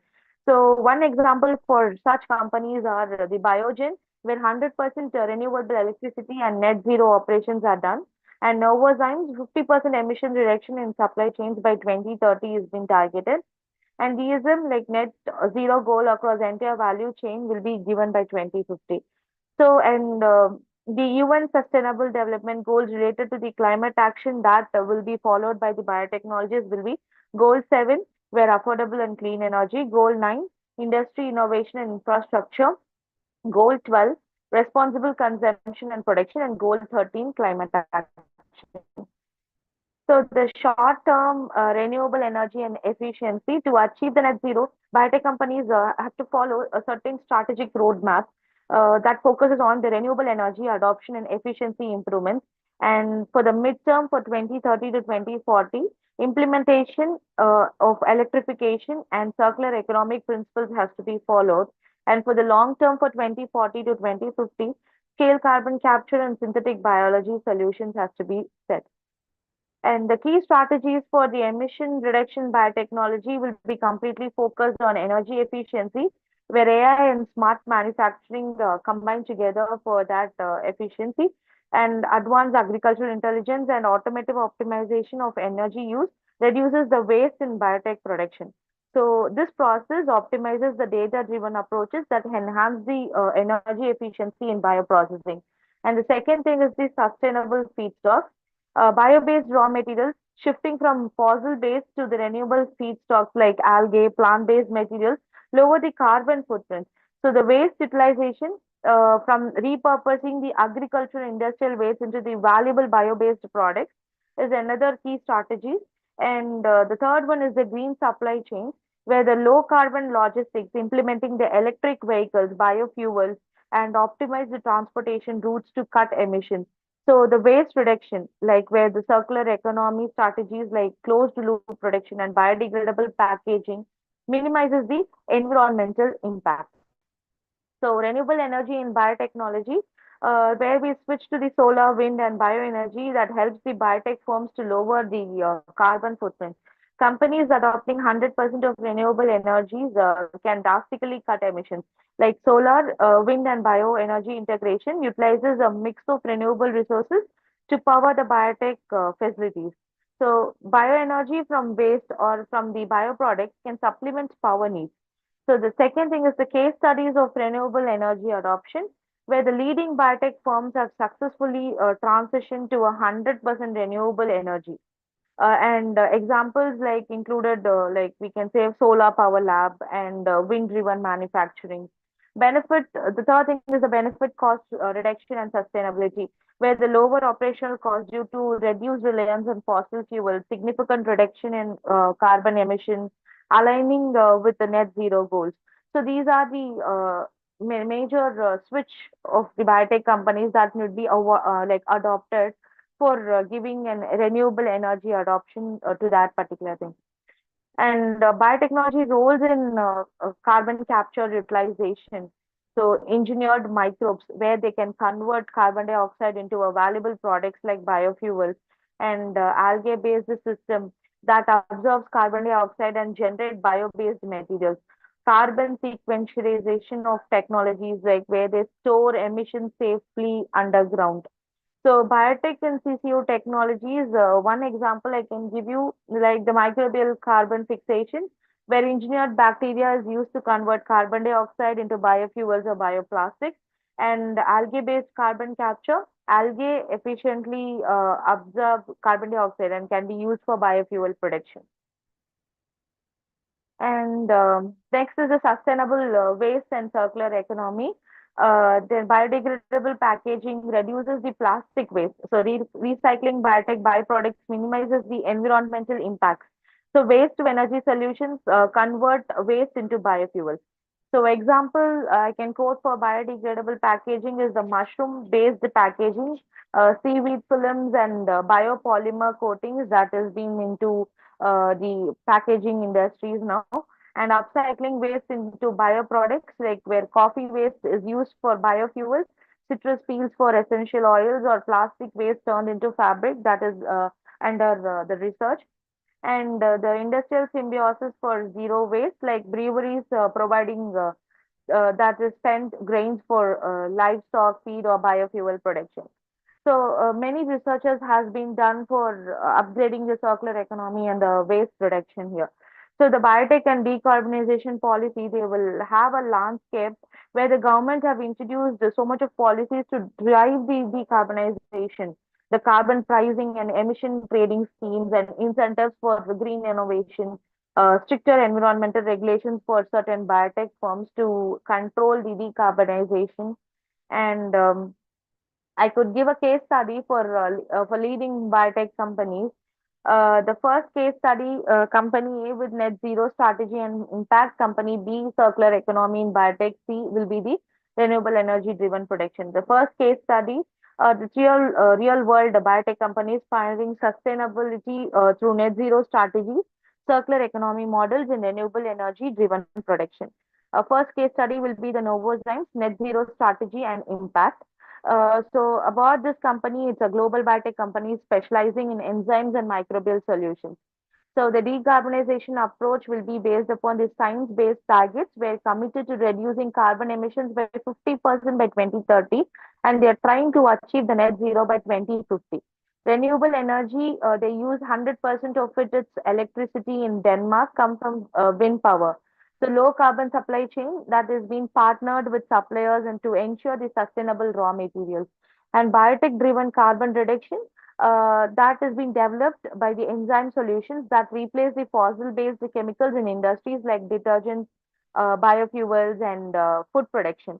So the impact, they reduce the carbon dioxide emissions in industry processes and by millions of tons annually. The second case study is LanzaTech, circular economy in biotech.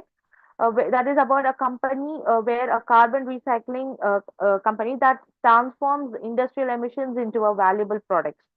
So their decarbonization approach will be like gas fermentation technology, where they convert industrial carbon dioxide and waste gases into ethanol and chemical used in consumer goods.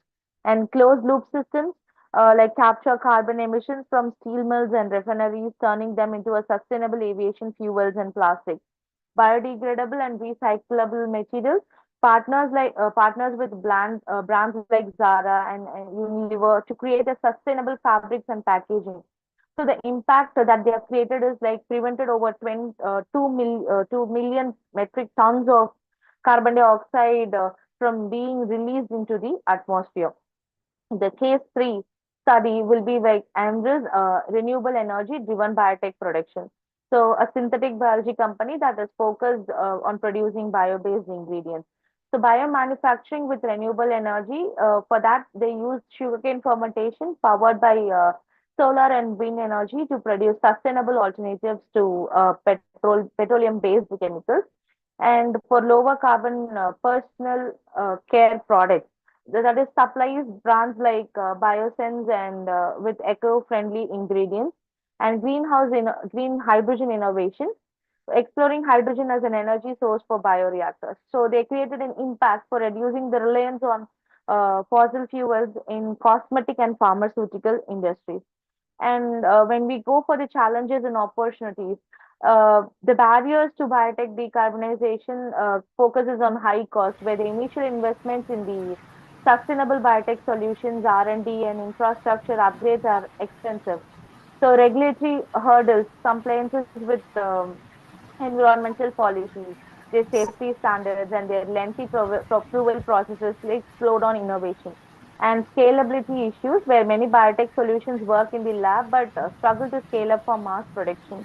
And market uncertainty, fluctuating policies, limited consumers' awareness, and lack of financial incentives can deter investment. The second challenge will be the opportunities for growth. The first thing is the green finance, where growing access to sustainable linked loans, carbon credits, and ESG-driven investments. The next thing is with the innovation in bioengineering, where they create an advancements in synthetic biology, enzyme engineering, and bioprocessing, reducing the cost and improvement efficiency. Third one will be the consumer demand for sustainability, the rising preferences for biodegradable products here and plant-based alternatives or eco-friendly solutions drive market growth. So the fourth one will be the government and industry support, the tax incentives, Sorry to carbon interrupt, pricing. Yeah, madam. Please stick on to the time. Okay, yeah, I'll finish it off now. And sustainable policies encourage biotech companies to decarbonization. Okay. So when we go for the roadmap for implementation, we have to assess and set goals for carbon footprint analysis and life cycle assessment based on science targets, and for development of strategy and securing funding for green finance tax initiative and pilot projects, implement sustainable solutions where we have to stick on to the renewable energy, circular economy, and waste upcycling. Monitor and scale the track progress, ESG reporting, and green certification. So that we based upon all this, the net zero biotech with scalable and long-term impact will be produced. So my conclusion will be like based upon the entire content. Biotechnology will be playing a crucial role in driving decarbonization through innovations like carbon capture and circular economy solutions and renewable energy driven production. While challenges such as high cost and regulatory hurdles exist, they can be addressed through green finance policy initiatives and technology advancements. Collaborating among industries, policymakers, and consumers is essential to scale these solutions effectively. So by adopting science-based targets and sustainable practices, biotech can lead the transition toward a net zero future. Now is the time to integrate biotech-driven decarbonization into global climate strategies and accelerate meaningful action against climate change. And thank you for giving me this opportunity. Thank you, Dr. Sandhya.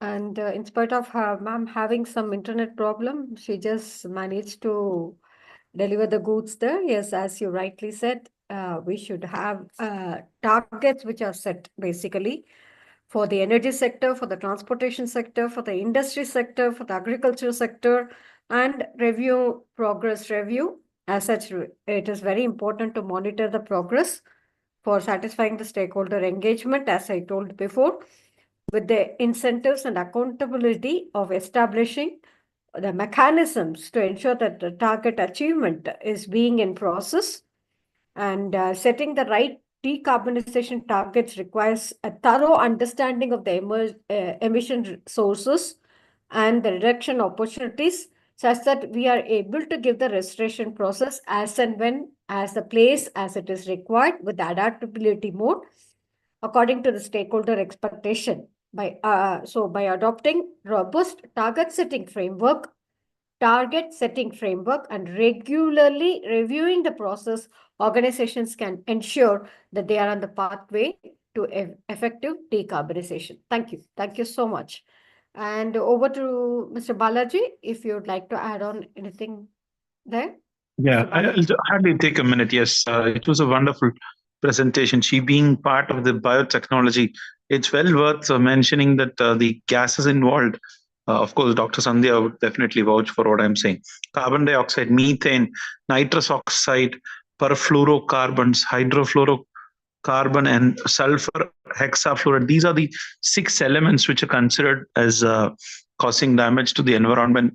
And we need to get a carbon credit in case there is any reduction or absorption of these gases. So she has very clearly said that we need to use technology very extensively to see the kind of impact it will create. Alternate fuels, biofuels, like the government of India already have a program where ethanol is getting mixed with diesel to produce biodiesel, all these things. Plus, as I've been advocating in all the forum, we should have a huge amount of focus on research, which actually reduces the consumption of biofuel rather than only looking at alternative greener fuels for us to take us forward. If there is a huge reduction in the consumption of fossil fuel, that also contributes positively to the environmental objective of control of temperature, which is very essential, which is the backbone of the entire discussion that we're having. So yes, it was really nice. Thank you very much. Over to you, Dr. Sridhar. Thank you. Dr. Vasanthi, would you like to add on anything there, please, as a summary? Yes, she did. Dr. Sandhya gave very clear picture on the need for decarbonization, and her study also focused on, which I may say, decarbonization. Balaji mentioned, crucial strategy for combating climate change. And she also touched upon several methods that can be adopted. So she, touched upon every point, and the study also clearly focused on policies that need to be put in place to align the practices to ensure continuous improvement. And very well presented. Thank you. Over to Tanuja ma'am to welcome the next speaker. Yes. And may we have an open request? I know it's a platform where everybody would like to contribute more and more, but with the due apologies, sincerely, we would Yes. request the speakers to keep on to the timing. I know there is more to talk, there is more to contribute. Everybody is so enthusiastic. I'm overwhelmed. I'm running short of words by seeing the enthusiasm, but still, taking into consideration of everybody's time, I think we should really adhere to it, please, kindly. Yes, ma'am. You rightly said it's a wide area. The speakers has to be very strict on to the time. Yes, ma'am. So with this note, I invite Roshni Mohan, representing Sairam Institutions, and also IGIN, and she's going to address on investment in carbon markets, point number 5, and she's an engineering graduate of EEE and employee of Tata Consultancy Services and CEO and founder of Studio Strong Visionary, and also Secretary of IEEE Madras Section, Coordinator of IGIN. Welcome, Roshni. Thank you so much for your introduction, ma'am.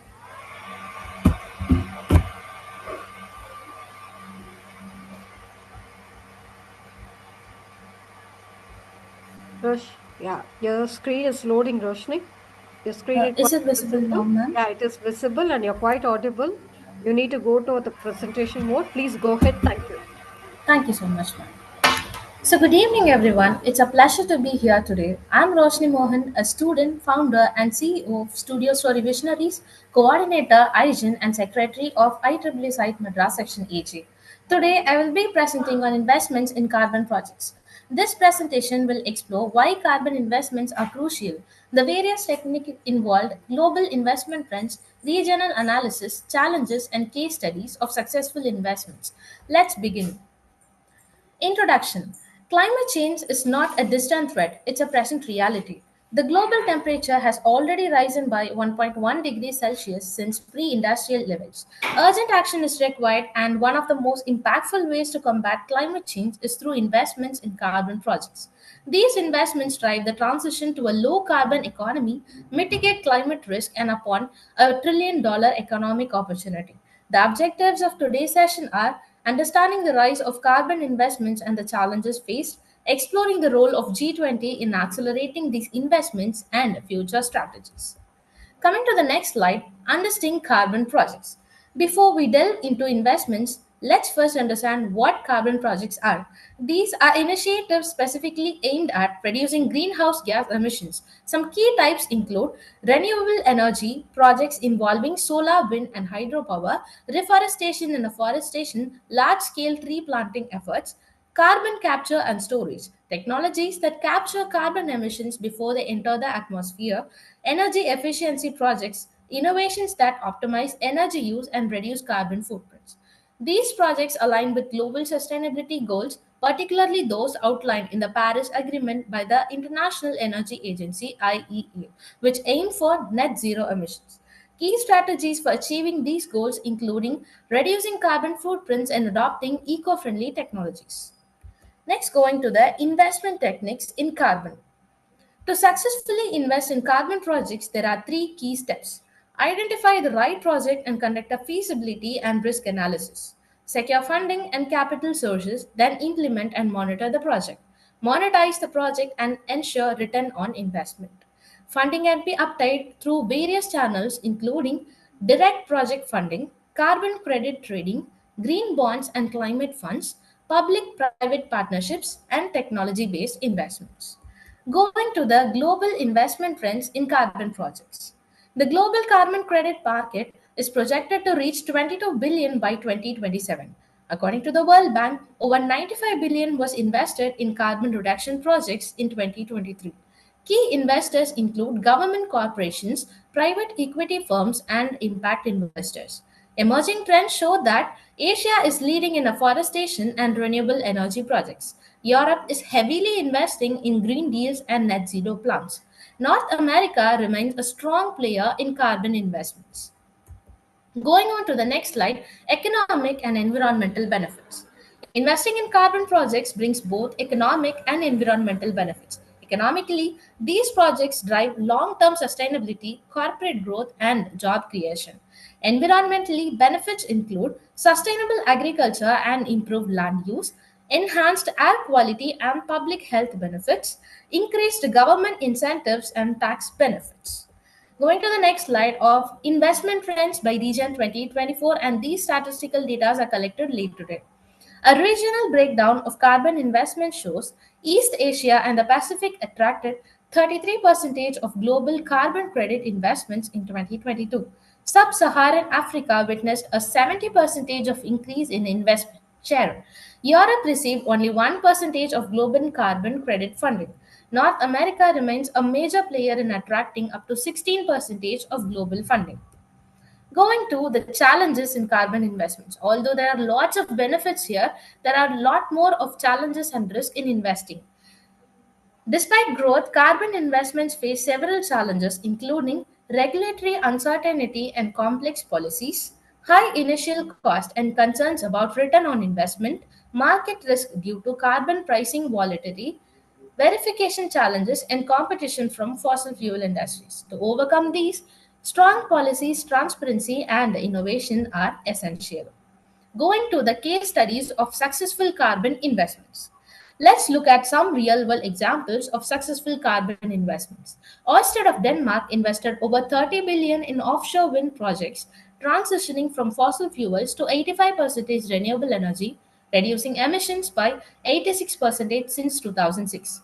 Tesla from USA earned over 5 billion through carbon credit sales, pushing the automotive industry toward low-emission vehicles. Amazon from Brazil invested 100 million in rainforest conservation and reforestation, offsetting millions of tons of CO2 while supporting local communities. Canada's carbon capture and storage Boundary Dam project, a 1.3 billion investment in coal-fired power plant retrofitting, capturing 1 million tons of CO2 annually. Kenya's Carbon Finance for Sustainable Agriculture, a UN-backed program that improved soil health, boosted crop yields, and generated carbon credits for farmers. And this is the most important point of this presentation, G20's role in promoting carbon investments. The G20 plays a crucial role in accelerating carbon investments through policy and regulatory support, establishing strong climate policies, and setting international benchmarks for carbon reduction efforts. Financial mobilization, allocating funds for climate initiatives, including green financing mechanisms and investment in carbon markets. Technology and innovation, encouraging the development of sustainable technologies such as carbon capture, renewable energy solutions, and energy efficiency improvements. Global collaboration, facilitating international cooperation, ensuring that developing nations have access to carbon investment opportunities and promoting fair carbon credit markets. Additionally, standardization of carbon markets were establishing unified guidelines for carbon credit verification and trading to ensure transparency and reliability in the global carbon economy. Support for developing countries, providing technical assistance, financial aid, and investment incentives for carbon reduction projects in emerging economies. About to conclusion and next steps. To conclude, investments in carbon projects are essential for achieving global climate goals and transitioning to a low carbon economy. Challenges like regulatory uncertainty, high cost, and market volatility exist, but strong policies, financial incentives, and technological advancements are driving progress. The G20's leadership in mobilizing finance and supporting innovation is critical for scaling carbon investments. Moving forward, collaboration between governments, business, and financial institutions will be key to ensuring sustainable and impactful carbon reduction efforts worldwide. Thank you for the time and thoughtful consideration. I believe that by strategically investing in high quality carbon projects, we can create tangible and lasting positive impacts. Let us move forward with urgency and determination to achieve our climate goals. Thank you so much. Thank you, Roshni. Smaller in size, greater in spirits. Does the cap fit you? Roshni, I repeat once again, smaller in size, greater in spirits. Does the cap fit you, Roshni? Thank you so much, ma'am. You're welcome. That was an awesome presentation. Yes, Vasanthi Rina Williams, ma'am. Please. Yeah. Yes, I too firstly want to congratulate Roshni Mohan, a young graduate, for taking interest in this SDG objectives. I wish to say that your involvement should, definitely motivate and ensure your circle of friends and contacts to take initiative just like you. Anyway, coming to the presentation, she has presented statistics to justify her statement on carbon investment. As I understand, carbon investment started more than 2 decades ago, but it didn't take much space and time in the news columns, initially, but then it went down. But then, however, there's a strong comeback after the UN SDG goals have been initiated across the globe. Well presented, Roshni. Keep going. Thank you. Thank you so much, ma'am.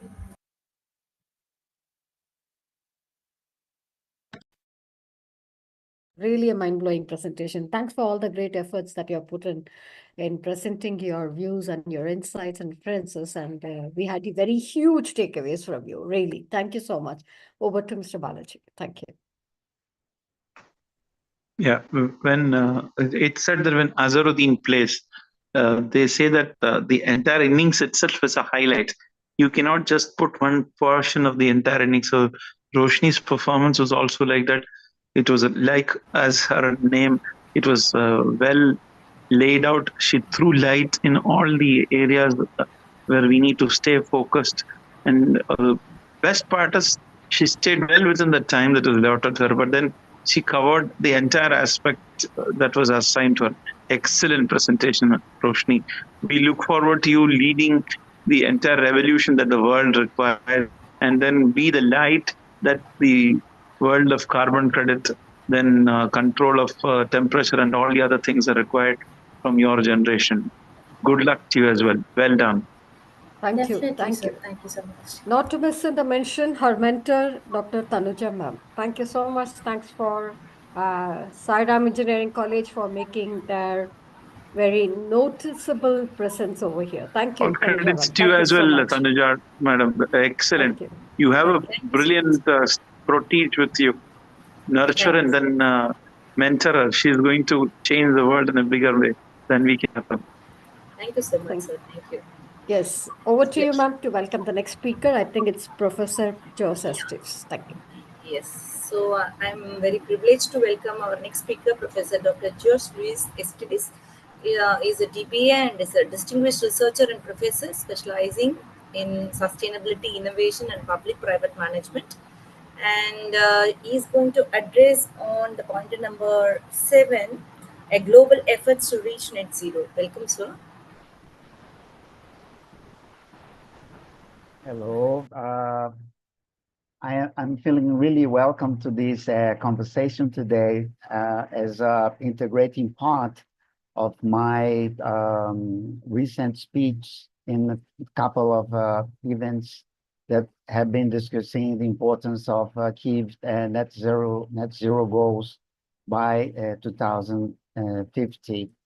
I would like to thank once again a lot Dr. Srividya Sukumar for this invitation, and it's really a great honor to be here sharing some thoughts, some experiences, and some reflections on the subject today. I will also thank Dr. Renuka Thakur, our brave coordinator of Global Sustainable Future Network, and I'm proud to be a member of GSFN also. So I would like, please, to ask your permission to share my screen in Yes, order Professor. to be as fast as possible with this presentation today. And so probably at the bottom end, we will have a chance to talk a little bit further on Very true. this. Thank you, Professor. Thank you. It's always welcome to have you here, and it's always our pleasure. And the screen is loading now. Okay. You are quite audible. Thank you. Yeah, it's still loading. It's loaded, actually. I will put on our presentation mode. Yeah.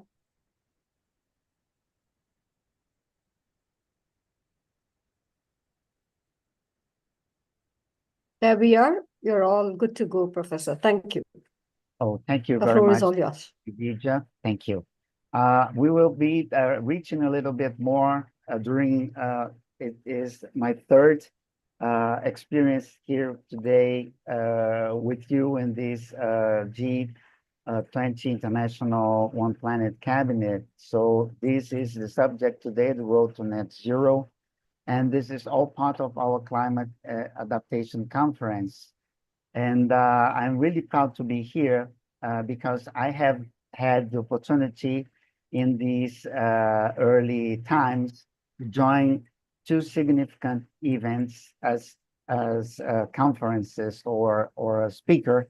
One of this really took my heart because it was at the Energy and Climate Forum and was broadcasted to all Portuguese-speaking countries in the world, not only Brazil and Portugal, but also countries in Asia and Africa too.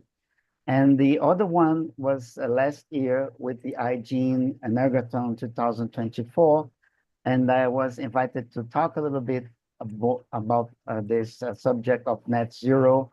And I tried to build a slight bridge connection with this new Silk Road from China and advances of this that are related to Brazil, of course. We have a lot, and we have just had a recent news that we have, let's say, upgraded our relationship with China in this subject too. Well, I'm Professor Dr. Jose Luis Esteves. I am proud to be here. You have heard a lot, and I have been brightly introduced it, so I will skip my presentation, but I would like also to add some two very new announcements that are now part of two different chairs in the Institute of Advanced Studies from Universidade de São Paulo, USP. One chair is Octavio Frias chair, as I'm acting as researcher in communication, democracy, and diversity. And the other one is the Oscar Sala chair in governance of artificial intelligence agents. And I have been just invited to, I have applied to be a researcher, and I just received the information. So I would like to bring these couple chairs from Instituto de Estudos Avançados, Advanced Institutes from University of São Paulo, Universidade de São Paulo. Thank you very much. And then achieving net zero emissions is really a critical goal in the fight of our fight, all colleagues that have been involved in this gathering of minds today and in the past weeks and certainly in the coming weeks. But we require a lot of coordinated global efforts and, of course, innovative strategies. And so a global effort to reach net zero, in my opinion, not only mitigates climate risks, but also drives inclusive development and align with global sustainability goals, the SDGs. And there is a very strong effort for South-to-South global speech perspectives in these recent years. If we consider all these actions that we need to achieve by 2030, it will begin with the increase of solar and wind capacity, and we go up to the building of electricity, transmission, and pipelines for carbon dioxide and hydrogen gas. And I'm proud to be here to present something that I believe that is quite new and updated. Of course, I will talk a little bit more about Brazil because I live in Brazil and I'm a researcher in Brazil, but this is a global perspective subject. And so we are in a race to net zero, and we are always invited to see how our countries are making in terms of the carbon neutral pledge. And there is, in this race, some carbon neutral goals by country. And I believe that it's time to put it in the center of the discussion in our conferences and in our, gathering of minds table. I have divided into 4 sections, and one section is the importance of global net zero efforts. And we are talking about directly climate change mitigation, because achieving net zero is central for mitigating climate change and limiting the global warming to 1.5 Celsius. Of course, we have heard a lot in this morning about this, and this will require reducing greenhouse gas emissions and enhance, of course, carbon sinks. So this is a visual that I brought to you to this table discussion that showcase how climate change will affect generations, and was published in Washington Post review last year. And then you'll see from the beginning of the 90s up to where would like to create a pathway in the year 2030 with the SDGs, and then going ahead until the year 2100 with the warm continue beyond the year 2100. We are talking about a global scale perspective of carbon emission that had to be reduced in order to propose that we stop in the point that we have already reached it, because we are at a global risk right now, because we have overpassed 7 of the 9 art boundaries in terms of climate impact. So this is something that we used to do, and we have to uphold our resilience, especially in the most disadvantaged communities in our countries and worldwide. And then there is also the economic and social benefits, and the transition into a net zero economy, of course, can drive sustainable economic growth, create jobs, and improve public health by reducing air pollution. There is a chart that I know all of you probably have been in touch in the past years. That is the impact of climate change on human health. And this is also, it was especially addressed in one cabinet that was fully dedicated to the One Health framework by a G20 international cabinet. And that is something that we can add from the World Economic Forum.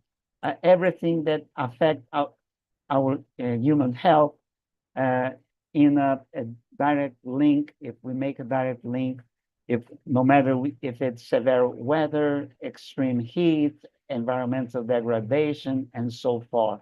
So we have to convey our efforts in order to drive this like something that every human in our countries can understand.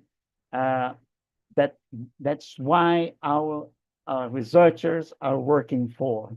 So we have to prevent all human diseases, and all effort that we are trying to do with the net zero, achieving global net zero.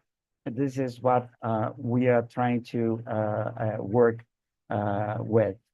And there are some regional examples I would like always to put like this: sector pathways to net zero in Brazil to reduce its greenhouse gas emission by 37% until the year 2025 and 50% by the year 2030, with the goal of achieving carbon neutrality by 2050. Of course, these are words put in a paper, but we have been trying to connect our efforts in directing key strategies that include halting illegal deforestation, developing sectoral decarbonization pathways, and of course, investing in renewable energy and biofuels.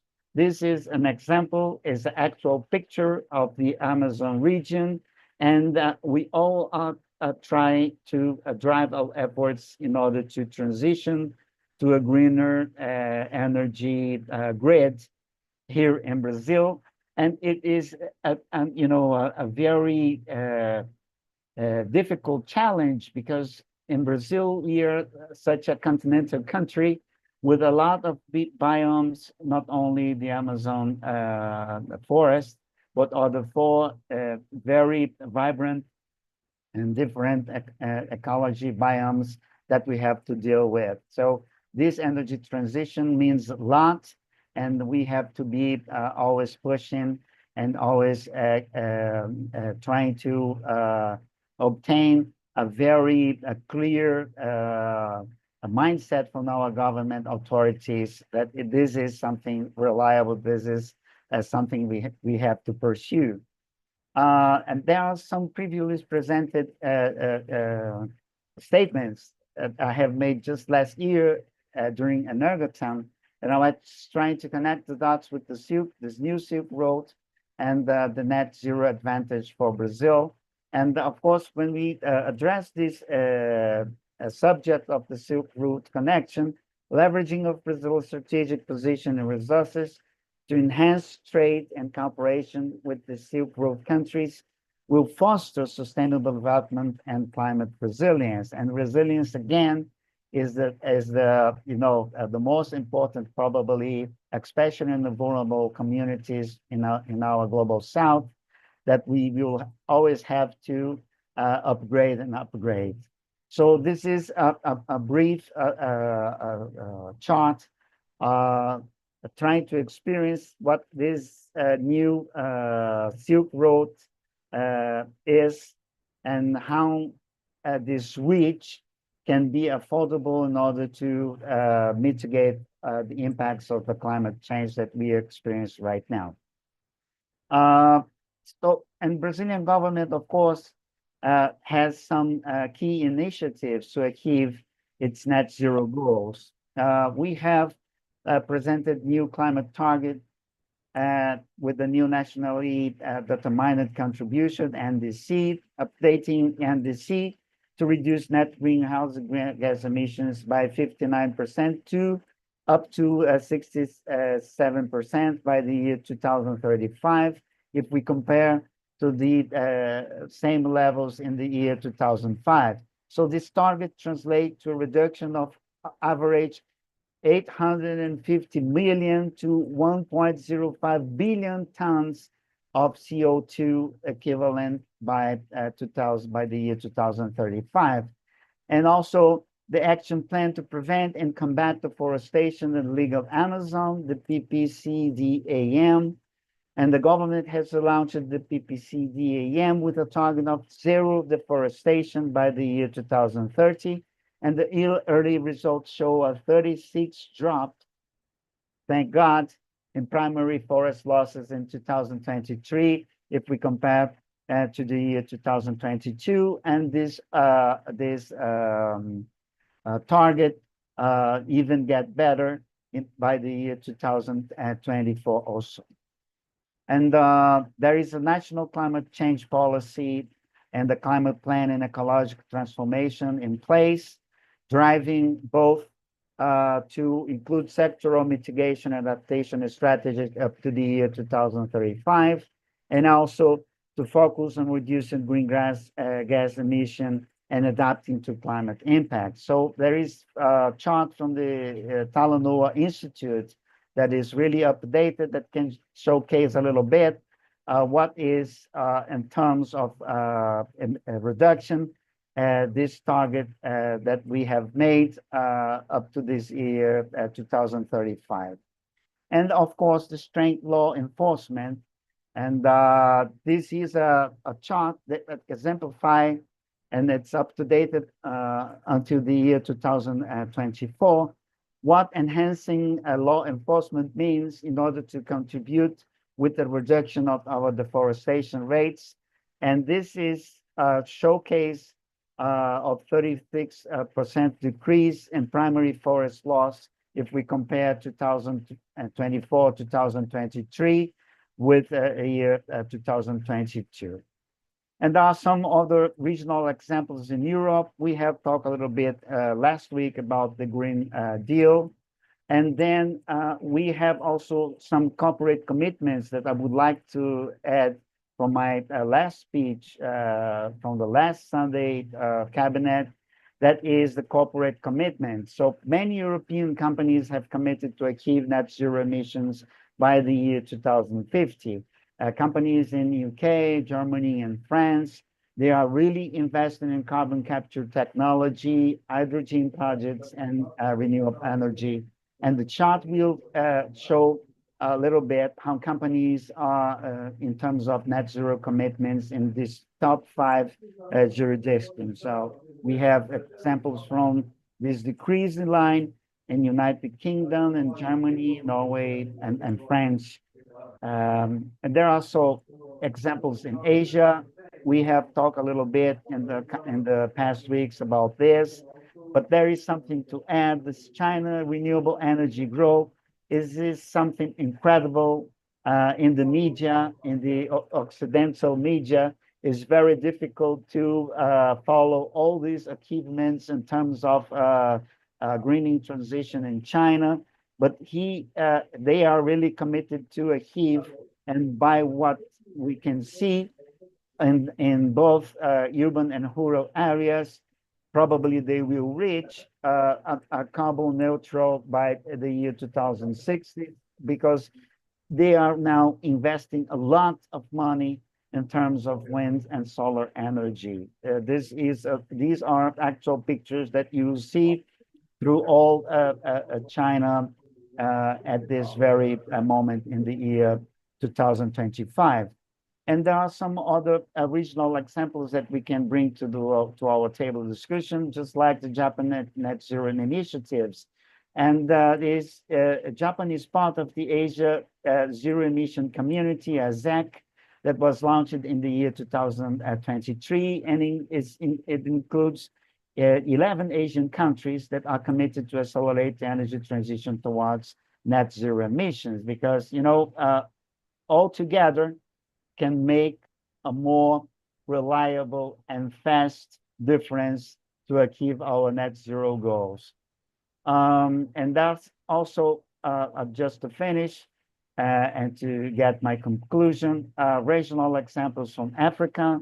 I always like to pinpoint and bring Africa to the discussion table, because I do believe that Africa is the cradle of humanity. We, of course, when we will relate to our birth as humans, we will have to pay attention to Africa.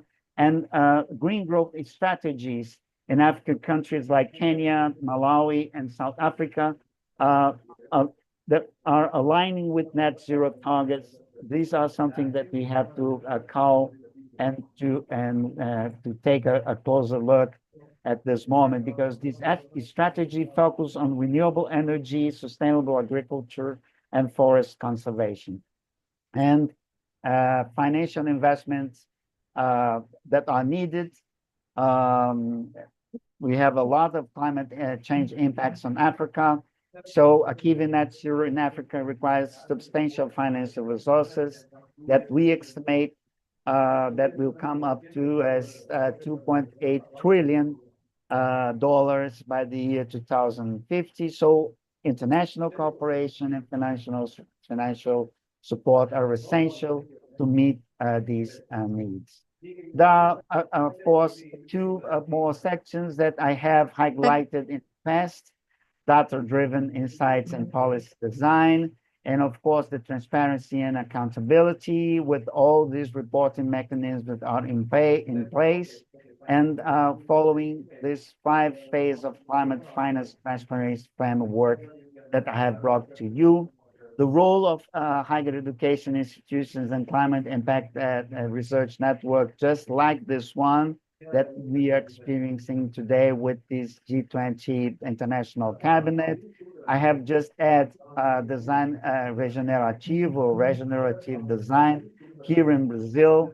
Institutions like the universities I belong, institutions and network research networks like we are also attached to, like REPEC, like GSFN, that Climate Reality Project, and so far. And I came to a conclusion: if we see net zero in the center of the discussions, we achieving net zero emissions is not just a scientific and technological challenge, it is a profound socioeconomic transformation that will require global cooperation and commitment. And by integrating social economic impact tracking into climate finance strategy, we can ensure that climate actions are both effective and equitable. The examples from Brazil, Europe, Asia, and Africa really demonstrate that diverse strategies tailored to the regional context can collectively contribute to the global net zero goal. So there is a call to action to achieve net zero in emissions. We must embrace a holistic approach that includes comprehensive impact assessments, robust policy frameworks, and transparent reporting mechanisms. And we call on all the stakeholders, government, business, academia, and civil society to commit to ambitious climate targets, invest in sustainable technologies, and prioritize social equity in the climate actions. Together, we can create a resilient and sustainable future for all. So thank you, obrigado. Our projects are always open for a partnership in your sponsorship, and these are my contacts. This is a QR code that can bring you up to me at this moment. And I am, of course, sharing with you this presentation in full, and you can go to our chat. I have just put a link on the G Drive, then you can access, read, and download. Thank you, and thank you very much for our invitation today. Thank you, Dr. Srividya. Thank you, all my colleagues. Thank you, Professor. Thank you. That was a very wonderful presentation where we had really had insights from different parts of the globe, as you have covered globally, as such Asia and also China and Africa, and also the European constituency as well. That was a very quite comprehensive, and I would like to hear it from Mr. Balaji and then take it there. Mr. Balaji, please. Yeah. Good evening, Professor. As usual, it was just the best that the world can ever see. You have covered, as Dr. Srividya said, the entire process which will take us to the magical net zero and the efforts that are required for us to reach to that stage. So you have, as ever, been very exhaustive in covering the key points, and today was no exception to the great manner in which you have delivered, Professor Dr. Esteves. And as you said, since you hail from Brazil, we have a lot learned from the initiatives taken from your country as well. As you know, India is also very much committed to achieving net zero. And then we have created 2070 as our target. So we believe that the entire world has to stand united, and you have put the right direction which is required for any entity. So if somebody were able to read the presentation, they would know how to reach their destination. Thank you very much, Doctor. Thank you, Over Mr. to you, Dr. Balaji. Srividya. Thank you. It's definitely a profound socio-economic transformation. That's what he really summed it up, and that's quite true. And to make it more effective and equitable, and with diverse strategies tailored to regional context that can collectively contribute to the global net zero goal. Thank you, Professor. It was definitely quite comprehensive, and we expect no less from you as such. Thank you. Over to Tanuja ma'am to welcome the next speaker. Thank you. Yeah. I welcome now Adhavan Karthik Kalaichindran. He's a student of Indus International School, Bangalore, and he's going to talk about the point number 1, investment in carbon market. Welcome, Adhavan, and his goal is to become an entrepreneur. Best wishes for you. Please. Thank you, Miss. First of all, before I get think started, it's, I'm sorry, Adhavan, please, there is a yes. thing, and I'm sorry. I want to call you towards the end because your topic is going to sum up the whole session. Just Yes, hold on. yes, sure, Ma'am, Miss. can we please welcome Mr. Premnath? Thank you. Sorry, Adhavan. Yes. So our next speaker, Dr. Premnath from UAE, and he's going to address about a global effort to reach net zero. Please, sir.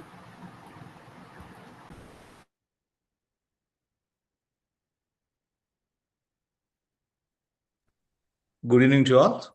So my name good is evening, sir. Premnath Babu. So thanks for the wonderful opportunity, and this is my first experience talking to a session like this in a conference. So I'm very much thrilled about this, and I'll directly come to the session because I know that due to the time management we have away from the timings now, so that I also have the slides, but I'm not going to run the slide because it will also take another 30 minutes, and everybody has what I made already. They have well discussed about that, so I don't want to do these things.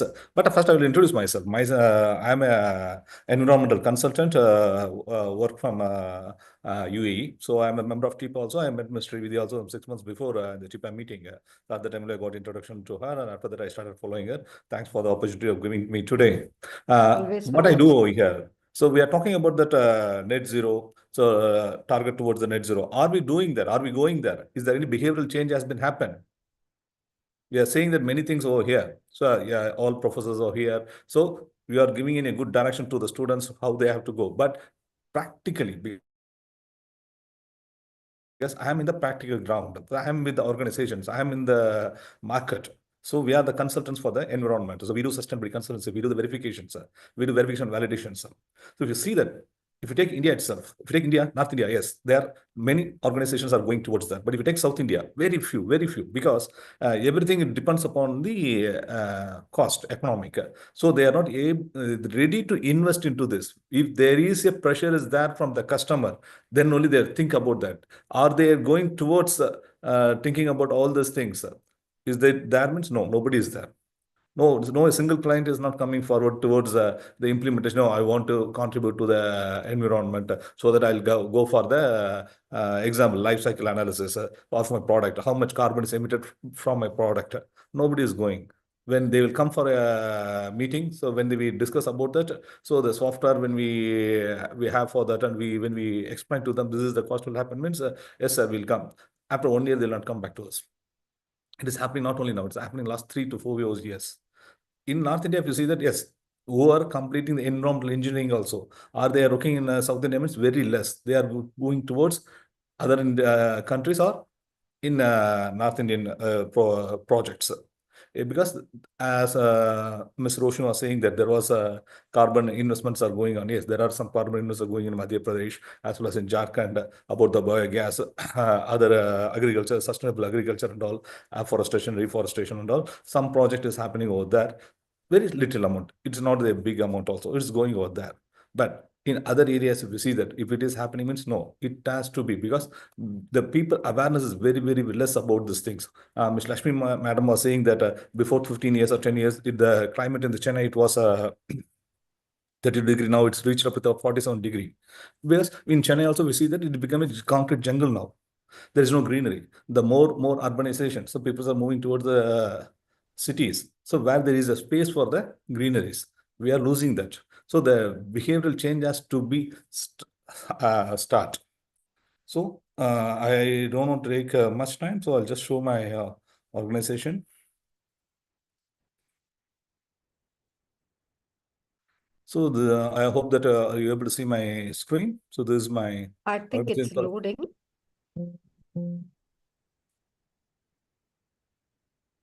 How about now?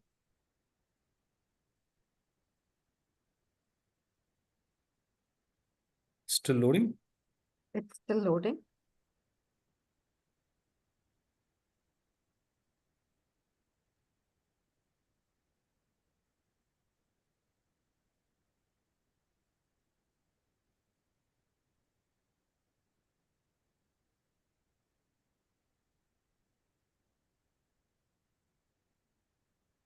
Still loading, sir. Yeah, it's still loading. Now? Yeah, it is opening, but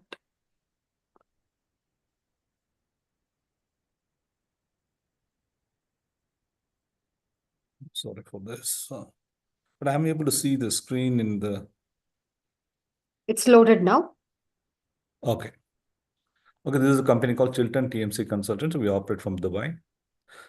So we have many verticals in our services. So we do ESG reporting. So we do EPD, LCA. So we have many projects in the ISOs and net zero. So if you see the ESG reporting, so GRI based, SASB based, EcoVadis, we are one of the approved consultant and trainer in the EcoVadis platform. So there is a ESG requirement is there. So we are the EcoVadis approved training and partners. So when the organizations are going more towards the net zero, so they have to implement some basic requirements. So one of the easiest thing we can say that is EcoVadis. So there are some set of questions as there, the 3 pillars: environmental, sustainable procurement, as well as HR requirements, human rights, as well as the ethics. So those things which is covered in EcoVadis. So for the basic, they can start with that. So to achieve the net zero. So as well as we have a software for the carbon management calculations, carbon footprint calculations. So other things, how to reach that. So any organization, when they are implementing carbon footprints or going for net zero, so they have to implement the standard like ISO 14064 is the So ISO 14064 is at organization level.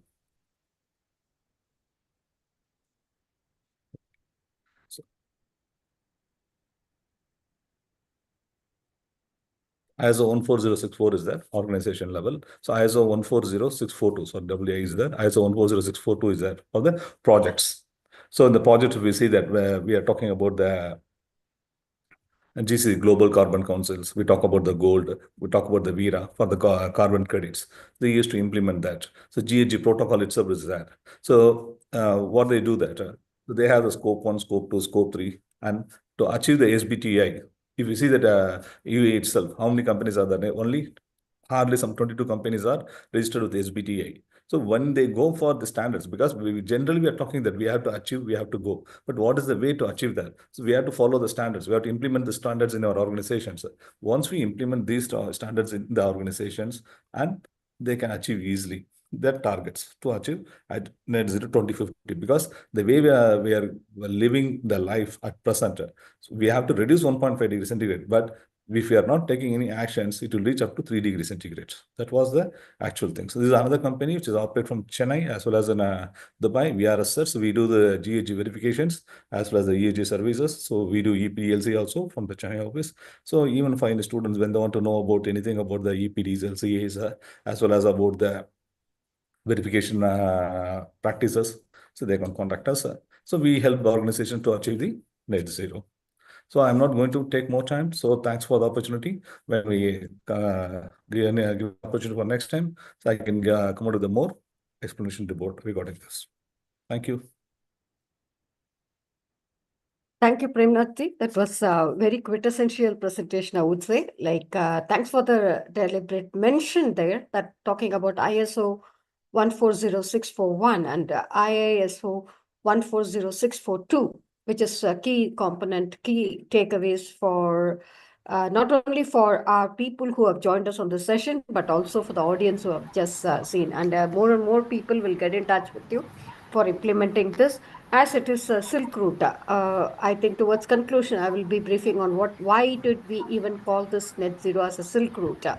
So allow me to bring the connectivity later on, because there are about 4 speakers down the lane. So we have another another half an hour to go. So thank you so much, Mr. Premnath. Thanks. It was wonderful having you here. Over to Tanuja ma'am to welcome the next speaker on board. Thank you. Thank you. Mr. Balaji, please excuse me on that. Yes. So I welcome Dr. Pal Sharada from Medicaps University Indore, Associate Professor, to address on pointer number 6, greenwashing to net zero. Please, ma'am. Madam Parul, are you ready, ma'am? Yes, I am here. Yes, Dr. Parul Sharada. Am I getting your name right, ma'am? Yes, ma'am. Madam is an associate professor of Medicaps. Yeah, Madam is associate professor of Medicaps University Indore, MP State President, Financial Literacy and Management Council, WICCI, MP State Convener and Research Foundation of India. Welcome, ma'am. Thank you so much. Thanks for your patience, and over to you, please. Thank you. Thank you so much. Thank you so much. As I you will be able to share your screen. Yeah. Yes. Give me a minute, please. Sure. And we are ahead of time, so we want the speakers to cut down. Yes. To keep it very short. Yeah, please. Thank you. Yes, Your screen is loading, sure. ma'am. It's loading. We are able to see it. Actually, we are going to view the screen. Yes, it has loaded. From greenwashing to net zero, a roadmap to authentic stability. Thank you, ma'am. Sustainability. Yes. So please confirm if it is in the presentation mode. I think it's going to, yes, it's going to load on the presentation mode now. Okay, till then, let me start from here only. Yeah.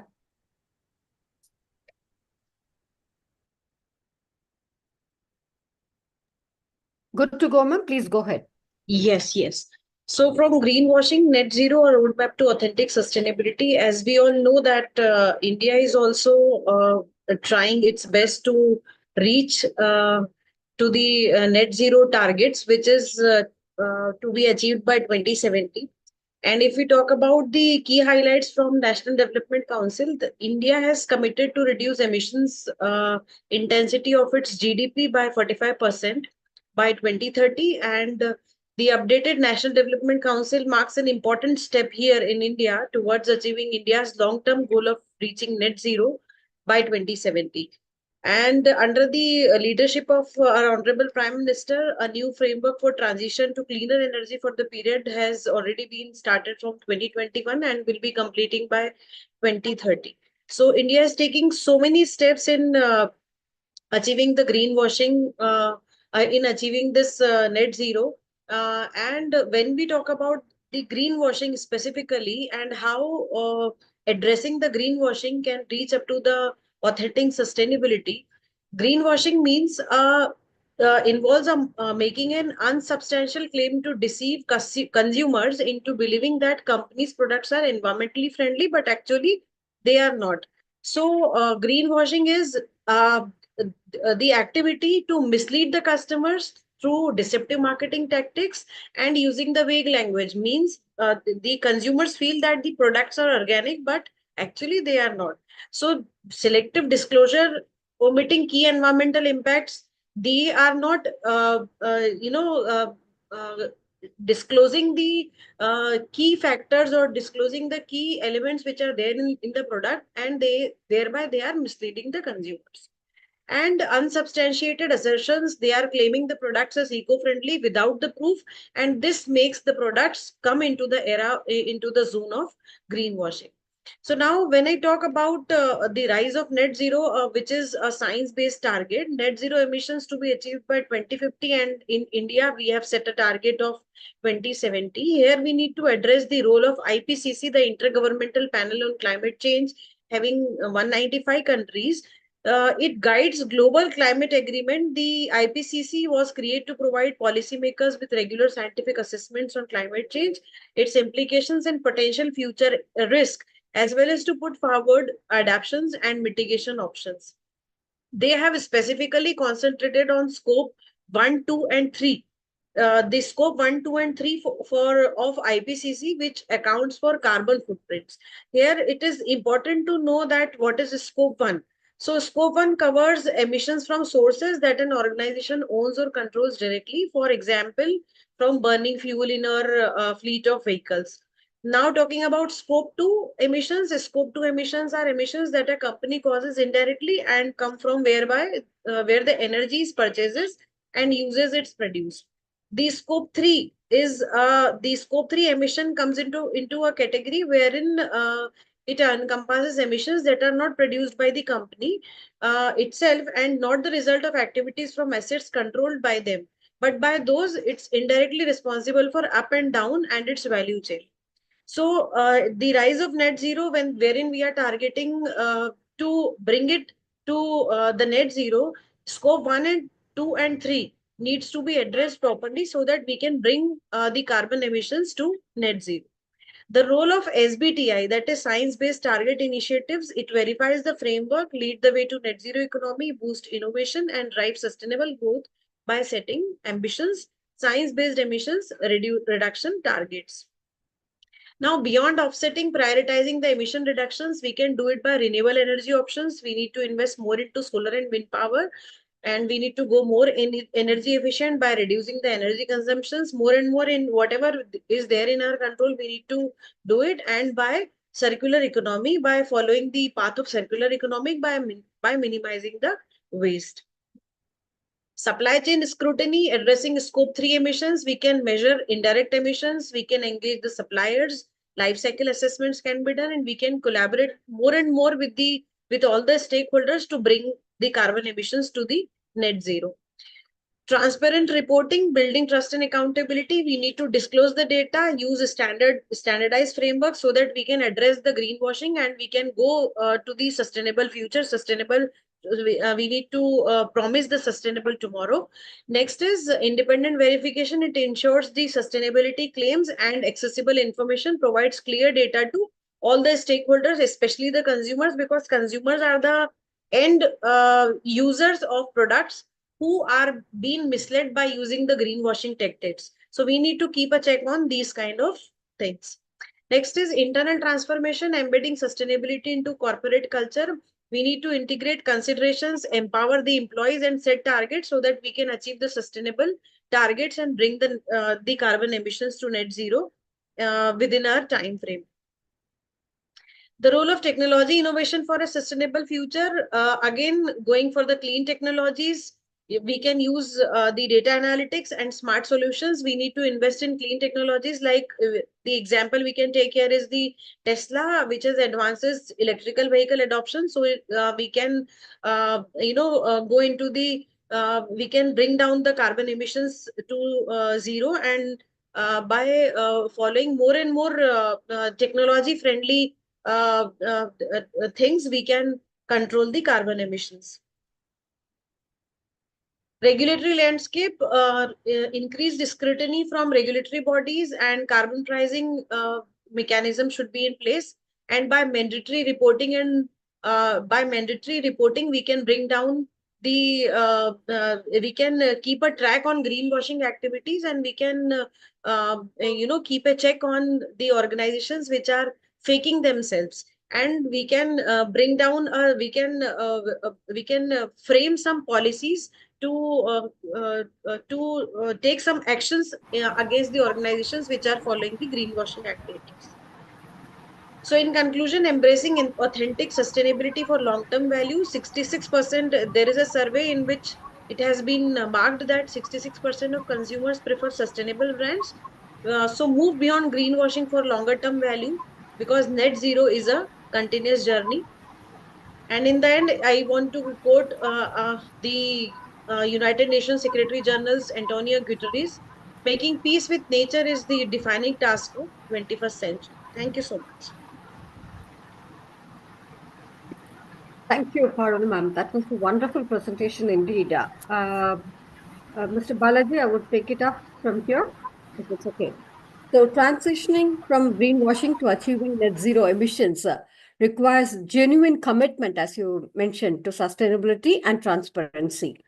And as you rightly mentioned about greenwashing red flags, that is, lack of transparency is a key thing that we need to address on. And the vagueness without clarity, like people are talking about eco-friendly, people are talking about sustainability without having specific data and targets and the metrics which are involved in it. This has to be handled.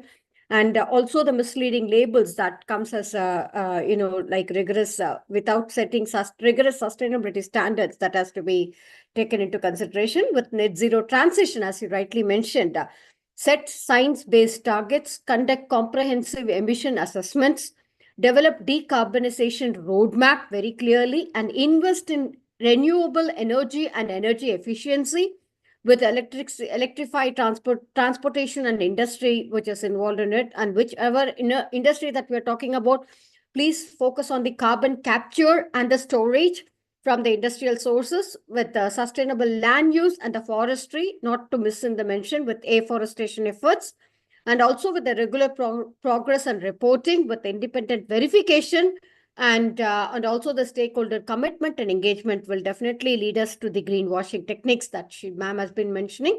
Ma'am has taken into reference the science-based targets initiative, that is SBTs, and CDP, carbon disclosure projects, that she has taken into examples, and GRI, global reporting initiatives, GRI framework also ma'am has taken into consideration.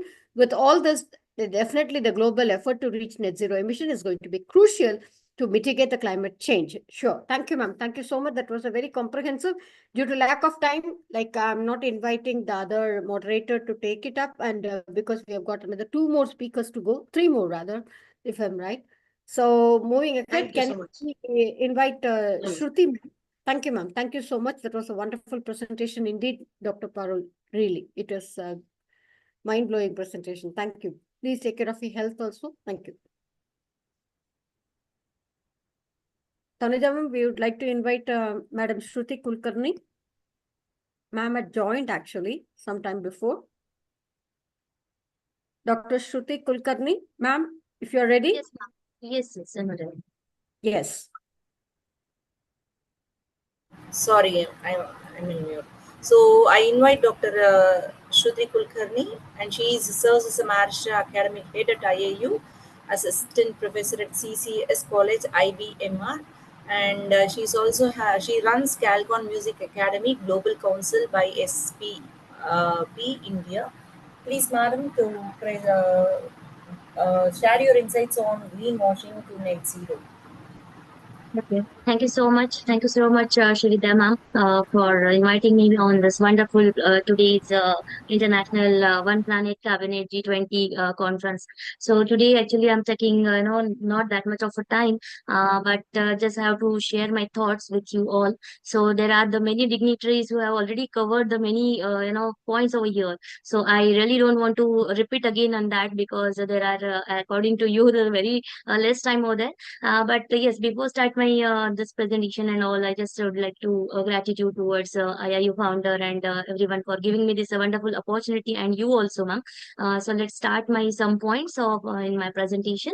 So green washing net zero is the topic which is selected by me. So over there, all of us we discussed, since yet what exactly the green washing and what are the. So now just wanted to tell you that what exactly the global warming is the one of the biggest issue in front of all. So to we can what exactly the precautions measures we have to take to avoid this. So each and every country, each and everyone should represent or take a precautionary efforts for this, and everyone is taking. So in this today's topic is greenwashing to net zero. Is there are some guidelines and policies also taking care by implementation in our Indian government also, which is CCPA, that is the Central Consumer Protection Authorities. They also provide some guidelines to avoid this. So what exactly is this? So we are going to see. Okay. So what is wrong with the greenwashing? Nowadays, we can see everyone is, try to make themselves as whatever the product they do have the companies and publishing as in, the label. This is user friendly and this is the green comes under the greenwashing and this is natural. So to avoid this also, and we should, being the citizen, knowledgeable citizen of each and every country, we have to take some, precautions measures we can say to avoid this kind of a scam, and you also save to ourselves also. So now these are the some issues which is already many more are covered by another speakers. So I really don't want to um, highlight of those again and again. So what exactly we can do? So we can avoid this greenwashing in a two ways. First is sticks to the main principles of a greenwashing, and another one is the be aware of the seven sins of the greenwashing. So what which are those sins? Seven sins. So now we can cover the seven sins. First is we have to sin of the hidden trade-off. Second one is we have to sin of no proof. Third one is sin of the vagueness, and fourth one is the sin of the worshipping false labels. And next is the the sin of irrelevance. And sixth one is the sin of the lesser of two evils. And seventh last one is the sin of the fibbing. Means in short, what exactly these are covered in the each and every slide, but it's things take more time. So just in short, just wanted to take care of to avoid this kind of scam or just we can say a foul commitment from the organization. So we should take care of where whenever we are going to buy a product, we can first what we are going to see on each and every product, we can see the that is the best before tagline, which is already mentioned each and every product over there. So here also, whenever we are going to buy any product, so we should take care of the whatever the label they are mentioning, because there are the many organizations who can they just put this greenery marks on their label on their product, but this is not that much of the word, because inside of that product they may use or they already use kind of chemicals, and which is non-worthy for means all of us. Being the to avoid this kind of things, So we need to take care of what kind of a precaution we are going to take. We are going to tell our friends or our community or the people who are around us to, make sure them, and also we can create the awareness to run the campaigning, and also run this kind of today's our conference is the very good example of this. Okay, so we can just arrange more and more awareness, or arranging this kind of conferences, so we can create, and also we can increase the awareness regarding this all. And let's make a healthy environment, and we can avoid some kind of whatever the issues in front of us globally we are facing. So I really thank you so much, ma'am, for giving me such a wonderful opportunity to share my thoughts over here. And one more time, this is I really, thanks a lot for all of our dignitaries for today's this conference of our international One Planet Thank Cabinet. you. Thank you, Shruti Kulkarni, ma'am. Thank you so much. Thanks for making it. And Namaste. Thank you so definitely. much. Balaji, sir. Mr. Balaji, are you there?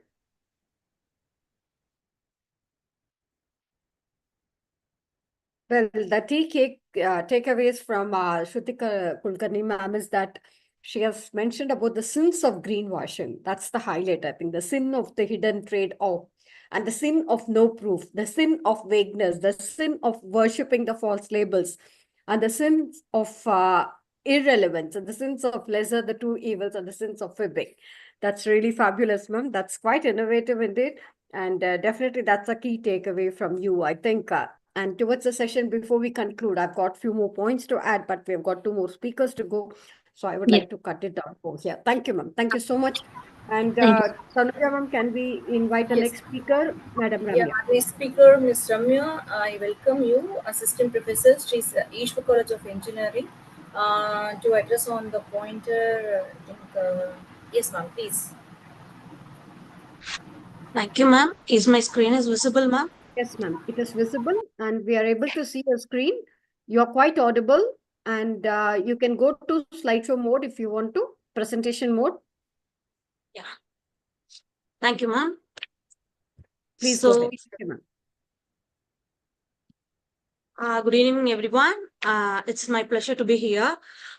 Introducing to the net zero, we are here to talk about the balancing amount of greenhouse gases we emit with the amount we remove from the atmosphere. This is a crucial if we want to limit the global warming with 1.5 degrees centigrade. To achieve this, we need to cut the emission as such as possible, and we use the technologies to remove the rest. But how we can make sure this commitment's real and just empty promise that we standard comes in. The standards are without proper standards, companies might claim to be net zero without actually making the real challenge. This is called as greenwashing. Standards helps the setting to clear guidelines, ensuring transparency and holding organization accountable. And this helps the business to align their pledge with science instead of just making vague promise. To align with the agreement, the Paris Agreement is a global effort to keep temperature rise below 1.5 degrees centigrade. Any net zero pledge should align with this goal. It is an important to have a consideration that UN Sustainable Development Goals to ensure the holistic approach to the sustainability. The key points of net zero standards are, there are 4 key elements that we have to consider for a net zero standards. So here we go for the 4 key elements, that is emission measurement. How we are going to measure our emission is that the science of organization must measure their emission accurately. Reducing the pathway, they must set the science based on reduction targets. Integrity offset is a high quality and verifiable. And the next 4th point is transparency is a main key with independent verifications. The emission measurement is a direct emission from company-owned sources, indirect emissions from purchased electricity, and indirect emission from entire supply chain. These or organization needs to be considered these three categories. Without accurate measurement, it is important to track the progress. Emission reduce pathway. The most important thing is to reduce your emission first before relying on offset. So directly industry will have a different approach, but also should have a short-term and long-term targets. Now next we are going to see about the offset of carbons and integrity, which is going to be an need to be an additional and permanent and integrity. Companies should avoid over-reliance on offsets. They should must reduce their emission first. Example of offset is including planting forest and carbon capture technology. The next is transparent reporting frameworks must use the standardized reporting methods like GHG protocol. Independent verification is crucial. Companies should publish a regular to track their progress.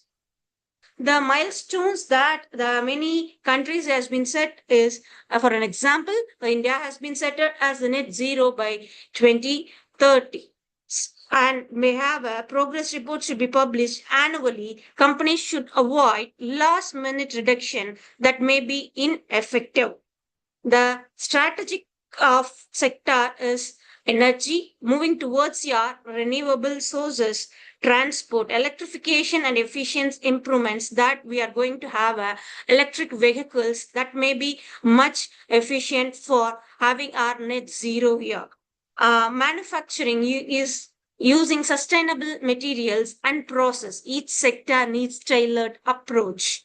The next is we are going to have government's accountability.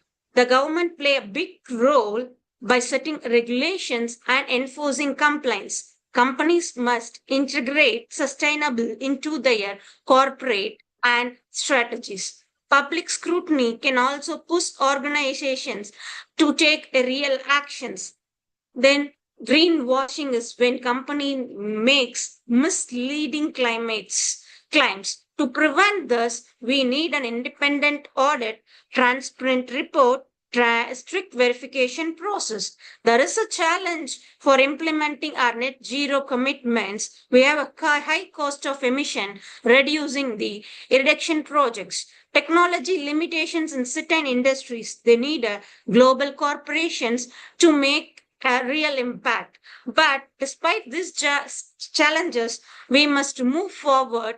So in this, we are going to see a case study about Microsoft net zero strategy. As an example, they have committed to be an carbon negative by 2030 and are investing in carbon removable projects. The key takeaway from the Microsoft is science-based strategies and investments in technologies and full transparencies.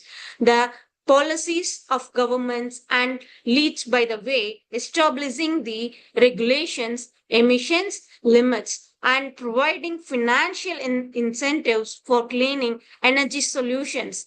Encouraging the researchers and developers to do the net zero is an policy for our government. To role of a business to sustain in their operations, they should adopt a crucial economic practice and work with the supply chain to reduce the emissions. So we have a future in net zero standard is carbon capture and storage, new regulatory framework for transparency, nature-based solutions like afforestations, and these development will shape the next phase of sustainability efforts. The call of action here is it's time to act now. Government, business, and individuals all have a role to play. We need a science-based strategies and transparencies and immediate actions. So the net zero will ensure a meaningful climate action and sustainable futures. So see here we are. I'm thanking you all for this opportunity and your time for your attention. Thank you all. Thank you so much, Ramya ma'am. Thanks for your patience indeed. The first thing is we need to thank you for your patience and really you have covered almost all the points and for me, nothing to add on and to summarize, definitely you have in the sense like it is in a nutshell that you have given it very clearly about GHGP, that is Greenhouse Gas Protocol and Science-Based Targets Initiative, that is SBTI, and also taking a very good example from Microsoft and global reporting initiatives, that's GRIs, and which will definitely going in further, that is GRI standards and GRI 207, which is the taxonomy disclosure, which offers the guidance when it comes to the Microsoft disclosure that they have talked about. And also not missing on the mention, the task force on climate-related financial disclosures, that is TCFD, very clearly taken it there with TCFD recommendations, providing on the guidance of the climate-related financial disclosures, owing to the governance and strategy and risk management, the metrics which are involved in the process. Thank you so much, ma'am. That was a brilliant presentation. And definitely there is more to contribute always. So we'll take it up towards the conclusion if at all the time permits. Thank you, Ramya ma'am. Thanks for being there. Thank you. Dr. Vasanthi William. Dr. Vasanthi, would you like to add on there something? Yes, just two lines. Ms. Ramya, the point you made on the need for standards to be identified and implemented is a very important point.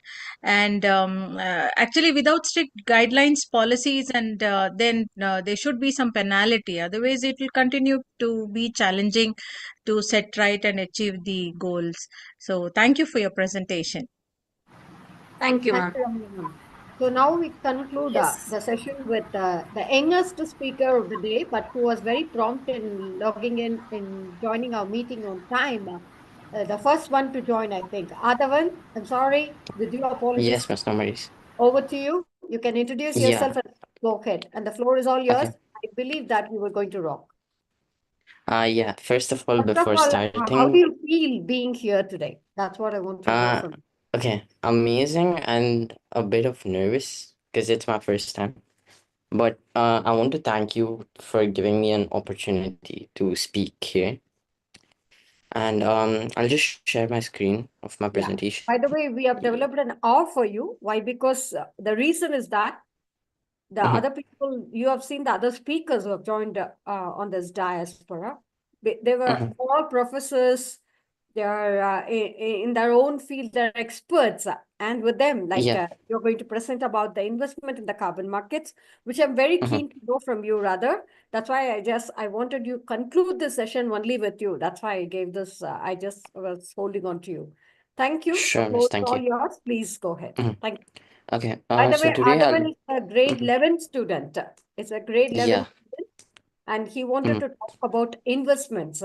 So our platform always has a motive that students are not going to be job seekers, they're going to be job givers. So he's here, the future entrepreneur here. So let's hear from him. Thank you. Yeah, thank you, Miss. Okay, so today I'll be talking about investment in carbon markets, so carbon mutual funds, ETFs, green companies, and carbon credit futures. So the first one is like an overview of what I'll be doing in the presentation today. So the investment landscape is shifting as climate changes become an increasingly pressing global issue.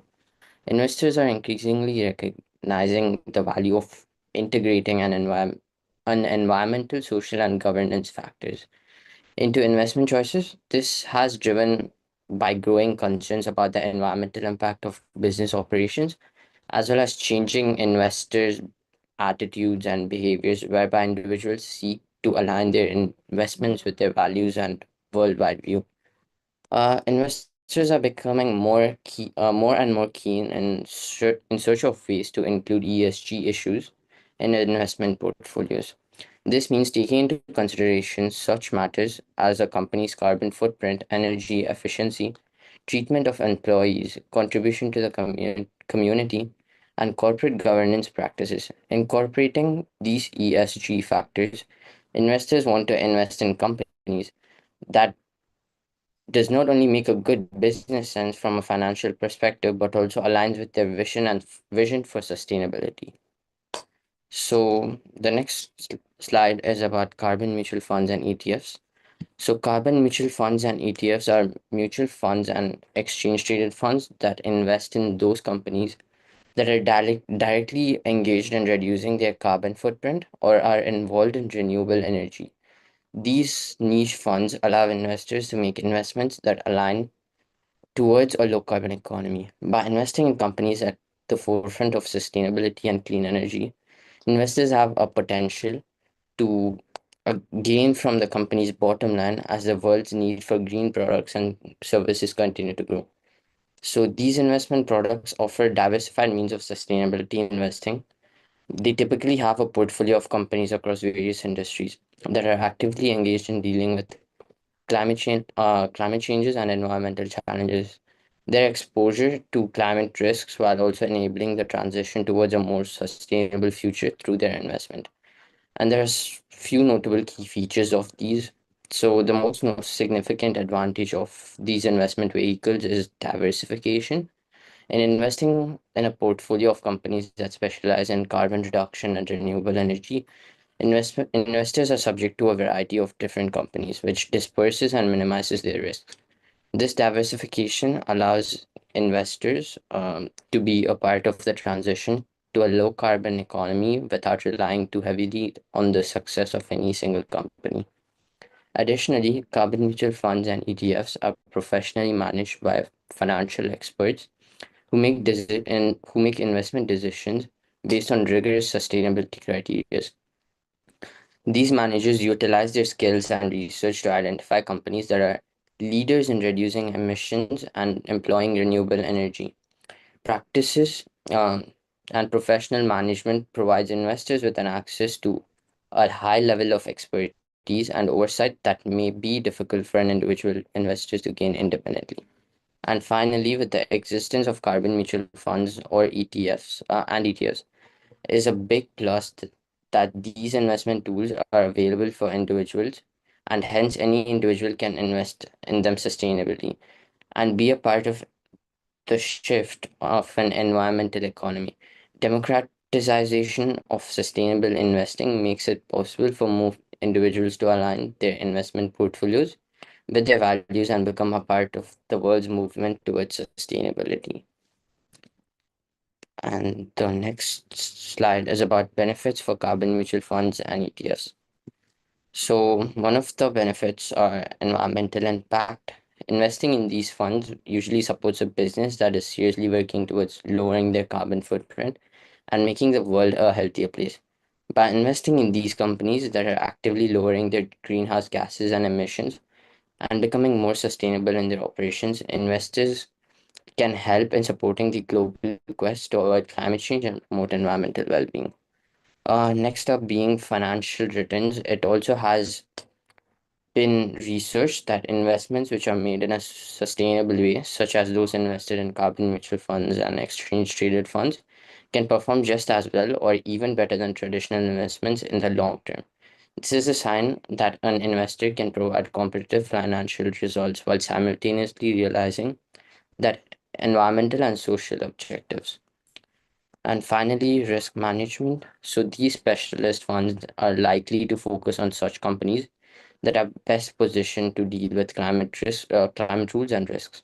Investing in such companies that are proactively addressing environmental concerns and transitioning to a low carbon world can enable investors to lower their exposure to climate change and related investment risks which may rise in the future. So green companies. So basically, green companies are companies that prioritize more towards sustainability and environmental stewardship while focusing on being profitable and competitive at the same time. And there are many characteristics for green businesses, and one of the notable characteristics for green businesses using renewable energy of technologies rather than using fossil fuels such as rather than using fossil fuels, these businesses use solar, wind, hydroelectric, or other forms of renewable energy technologies to power their operations. Through this switch from non-renewable energy, they reduce greenhouse gases emissions and encourage transition towards a low carbon economy. Another notable characteristics of green businesses is that they focus on minimizing waste and recycling. Programs they implement practices for minimizing waste generation across their supply chains and production processes. This includes practices like maximizing resource utilization, designing products, disassembly and reuse, and promoting recycling and proper disposal of waste among employees and customers. And finally, green companies are also famous for their sustainable sourcing, such as companies are committed to sourcing raw materials, components, and services in a responsible and environmental manner. It could involve selecting suppliers that boost high sustainability profiles and focusing on local and renewable resources, and tracking their sources to ensure ethical and environmental sustainability of their supply chains. By implementing these practices, green businesses can demonstrate that they care about reducing their impact on the planet and assisting in making a more sustainable planet. Not only is this beneficial to the planet, but it can enhance their company's reputation, customer loyalty, and business sustainability in the long run. And the next slide has some benefits of investing in green companies and some examples. So first one is the positive impact. Investing in green companies is a fostering innovation and endeavors leading to a greener future. Green companies are dedicated to the innovation and adaptation of environmentally friendly technologies, products, and processes that have a favorable impact on the environment. Second up is market growth. There is an increase in demand for green products and services, indicating tremendous potential for growth in the industry with expanding green consciousness among customers. The market is more suitable for products and services as it's expanding at a very rapid rate. And finally, it's regulatory support. Governments across the globe are progressively implementing policies and regulations that favor green practices. This regulatory support enhances the viability and competitiveness of green companies, rendering them good investment prospects. And these are some of the examples of green companies. Like, I think most of them are familiar with many companies, like the four companies here: Starbucks, Apple, Honda, or IKEA. So Apple has launched several wind and solar farms with these greenhouses powering energy to like use that consumption in their retail stores and corporate offices. And with that, my presentation is done. So thank you so much for giving me this opportunity.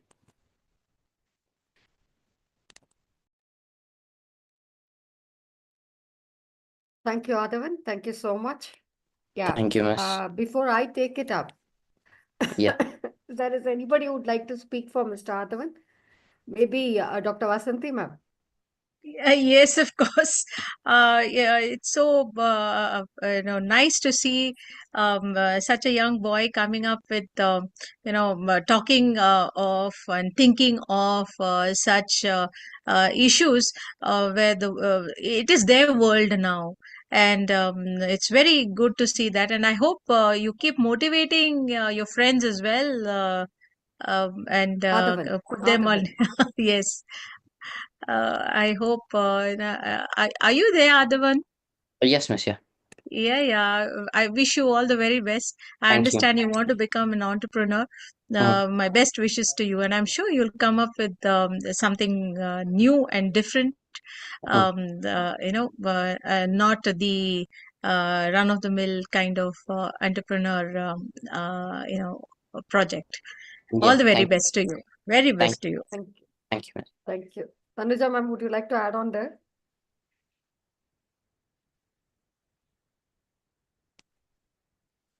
Tanuja, ma'am? Yeah. So actually, very nice presentation. You have covered everything, and very best wishes, because you are going to become an entrepreneur and you have a very wide vision on this carbon challenges, what we are going to, like, it's a crisis, I can say, and you have a very good solution. I wish you to come, and also you have to bring many more like young minds in on this forum. Thank you. Yes, Best Miss. Yeah. wishes. Thank you, Miss. Premnath ji, since I see you here on the screen, I thought I will take a word from you. Premnath Babuji, Yes, ma'am. Yes, ma'am. for Mr. Adhavan. Yeah, really wonderful the chance where we are in the when I was thinking like that only when I was in child, if any opportunity I'm getting like this, I never come out such a brave things and all. Really appreciate you. I congratulate for your future, and you said that the right thing which you choose as an entrepreneur. That is, I really welcome you for that. Thank you, sir. Thank you. So Adhavan, it Yes, is sir. like smallest in size, in age, but greatest in spirits. That's what we say. Because small was earlier, there was Roshni, who was a little elder to you, but Mhm. still she did her best, definitely. And you had done a wonderful job. And first of all, on this coming and sharing your insights on this flow, sorry, it's really amazing, and you have done a wonderful job. Well, the key takeaways, like you had just bring it down to the ground level, addressing the climatic finance and the technology part of it, that is the climatic finance mobilization, is a key thing to support the net zero transition, including the green bonds, climatic funds, and the impact investing. And when it comes to the clean technology innovation, that to foster the clean technology innovation, we should do a lot of research and development with demonstration, putting into action, execution with the deployment of the net zero technologies, taking examples from all over the globe. Thank you so much. Thanks Thank you, ma'am. for a beautiful mention there. And when it comes to the technology transfer, to facilitate the technology transfer, to support the adoption of the net zero technologies, we need to always follow through the developing countries where you are taken as a example. That is to be really taken into account with key consideration for the climatic justice and the equity which is involved in the process, ensuring that the net zero transition are just equitable, adaptable for that particular local community, whichever part of the world they belong to, recognizing the disproportionate impacts of their climatic change and the vulnerable situations of the population of that particular country or the locality that we are talking about. Very key mention is that, because when we talk about sustainability, we cannot bring the change as such, copying from one place to another. Definitely, it's not possible. It should not jeopardize the present situation of the local community.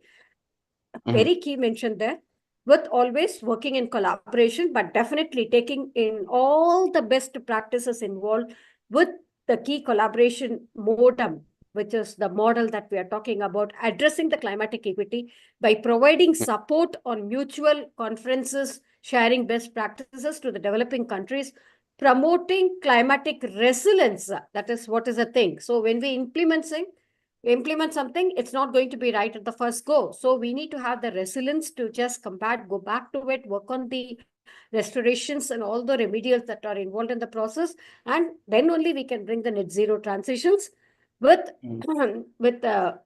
it will have a global effort to reach the net zero, which requires the cooperation on the commitment of all the people who are involved in it. Thank you. Thank you so much. These are the key takeaways that we are taking from you. Thank you. Thank you, Miss. Well, now coming back to the main topic of relating it to the Silk Route. Yes, I'm going to conclude the session. That's why I'm going back to the topic, the heading of today. Now, why did we even call it as the net zero as a Silk Route to success? Because this Silk Route is a process, is a network of the ancient trade routes. That is, in previous years, prehistory years, the pathway that led to the collaboration, that road map was called as a Silk Route. Probably all geography teachers and the history teachers or the humanity teachers will know about it. So we thought that this net zero, when we talk about the road to net zero, it should be definitely called as a Silk Route, because it will play a significant role in shaping the global commerce, cultural exchange, and the economic development. So when it comes to the trade and commerce, the Silk Route has facilitated the exchange of goods and also the practices of their local communities in consideration with the global scenario. And such that the market explosion has expanded the markets and creating new opportunities for the merchants and the traders to collaborate and to function further, adopting the best practices involved, such that what was the influence? It influenced the economic growth, such that it contributed to the global economy and also leading to the development of the underprivileged and the developing countries as such. To name a few, we can take Samarkand or Bukhara, anything that has. Not only that, it also led to the cultural importance. When we talk about net zero is not only going to influence the sustainability factor, it's not only going to influence only the GDP factor, but also it will have a good cultural exchange, such that it will facilitate the exchange of ideas, cultures, and technologies which are being involved in that.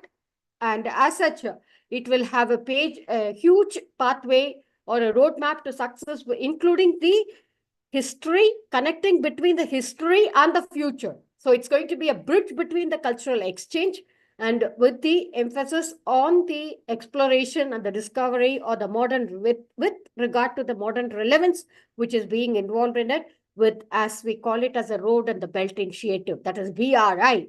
So connecting it to the BRI, to the net zero point of it, with the regional cooperation and the cultural heritage, that is why we call this as the Silk Route to success. So hope everybody will agree with me on that particular point. And if there is anybody who would like to add on more, just 1 second I can give you, please. We are too much ahead of time. Please allow me to share my screen because we have to inform people who have joined us on this platform about plans for the forthcoming weeks as such. So next week, we are talking about biodiversity, a strong natural defense against the climatic change, the World Heritage No-Go commitment. The following week, we are talking about loss and damage, a moral imperative to act, which will be followed by digitalization and innovation, that is NPR, that is National Production Revolution. Following which we'll be moving on to the business point of view, that is entrepreneurship and MSMEs. Talking about the following week, we'll have global financial architecture and international growth, and with international taxation into account. And then we'll celebrate success as a World Heritage of Culture and Human Tourism, not missing in the mention of One Health quadriplet, that is health, wealth, and agriculture and food security, which will sum it up to the confinement with Education 360. I empower to lead that one planet with the Shakti Spectrum and Yuva Go Global. And last but not the least, we'll have engage, explore, enhance our planet with the Earth for a sustainable living, which will contribute to Addis Ababa AAAA action. Thank you so much. So there we are, and I'm going to stop this screen. Thank you. So thanks for all the beautiful contributions, and I'm just speechless for the immense insights that has come in so far. And really, I have no words. Anybody would like to add on? Please go ahead. Yeah, thank you so much for the platform, and you are a wonderful host, I should say. Also very motivating. I also found Mr. Balaji similarly motivating all the speakers. I thank you so much, and I feel so happy that I've been given an opportunity to be part of this wonderful event. A lot of takeaways for me as well. So thank you once again. And I would be happy if I just request if you can share those details which you mentioned so that we can share it with our groups, or maybe even if we are able to present a paper or an article, we can do that. Definitely, thank you so much. Definitely, ma'am. Would love to have you for the forthcoming sessions as well. And thank you so much. Thank you. Definitely. Thank you. Thank you, ma'am.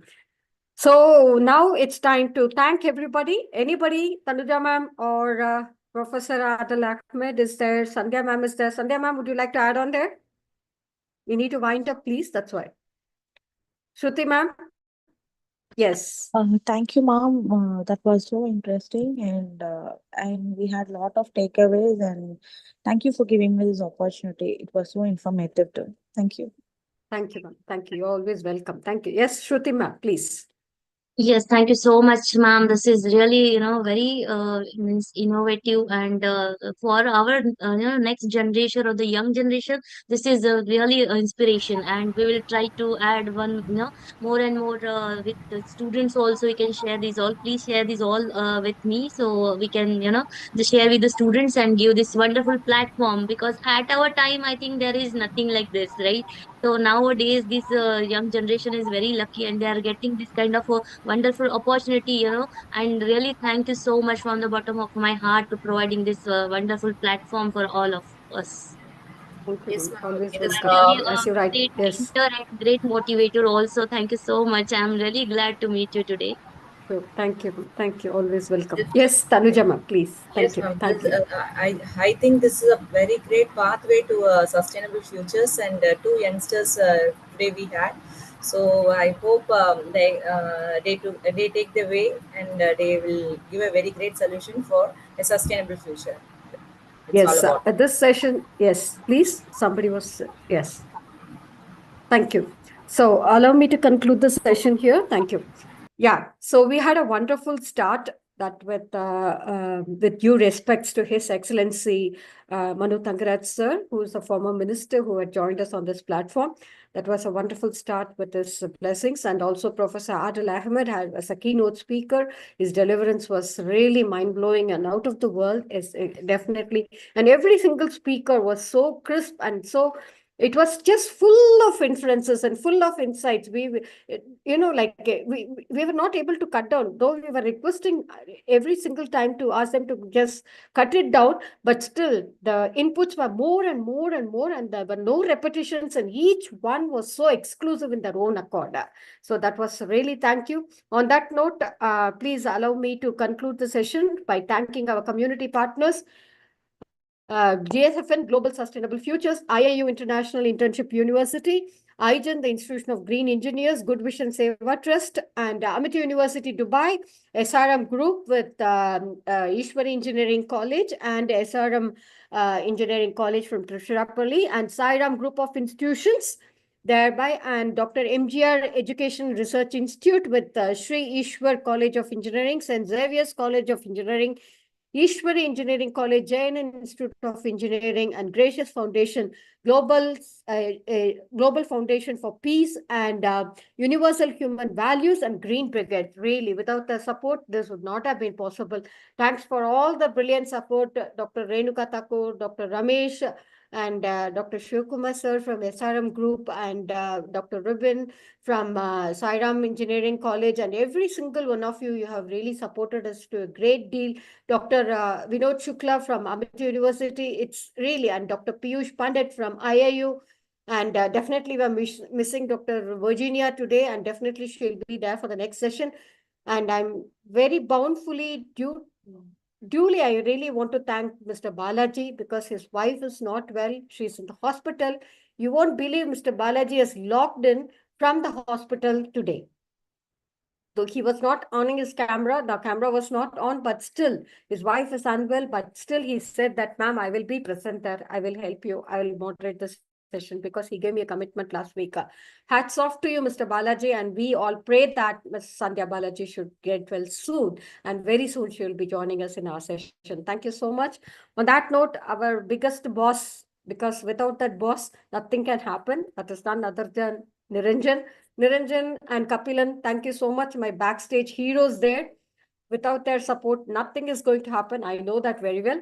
And they have been very meticulous and very systematically thorough, professional in handling the things. And all those brilliant speakers.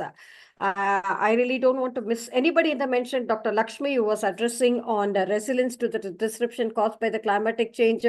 Though we were not joined by Lael Gadar and Mr. Mohammad Zubair, Mona Saban, who was talking about resilience to disruption caused by climatic change, Dr. Sandhya, who was targeting on decarbonization targets as such, and Dr. Vishnupada Bose, who was again talking about decarbonization targets, with Adavan there, who was the limelight today with the investments in carbon markets. Professor Adil Ahmed, who was a keynote speaker, who opened the session with a brilliant deliverance there with the investment in carbon markets once again. And Roshni Mohan, who just brought Roshni to us, the light to us with the investment in carbon markets. And Dr. Parul Shraddha ma'am, she was also not well, and yet ma'am made it a point to come and drop her inputs on greenwashing to net zero. And Dr. Shruti Kulkarni, again highlighting on the topics of with the great sins that were involved in the process, that greenwashing to net zero, please don't do it. And last but not the least, Premji, like who was talking about global effort to net zero, highlighting on the ISO parameters as well. And Dr. Jose Estes, who again highlighted on global network to net zero. Thank you so much. Thanks for all those brilliant speakers. Thank you. Thank you. Thank you. Thank you. Thank you so much. Until we meet again the next week. Thank you. Thank you.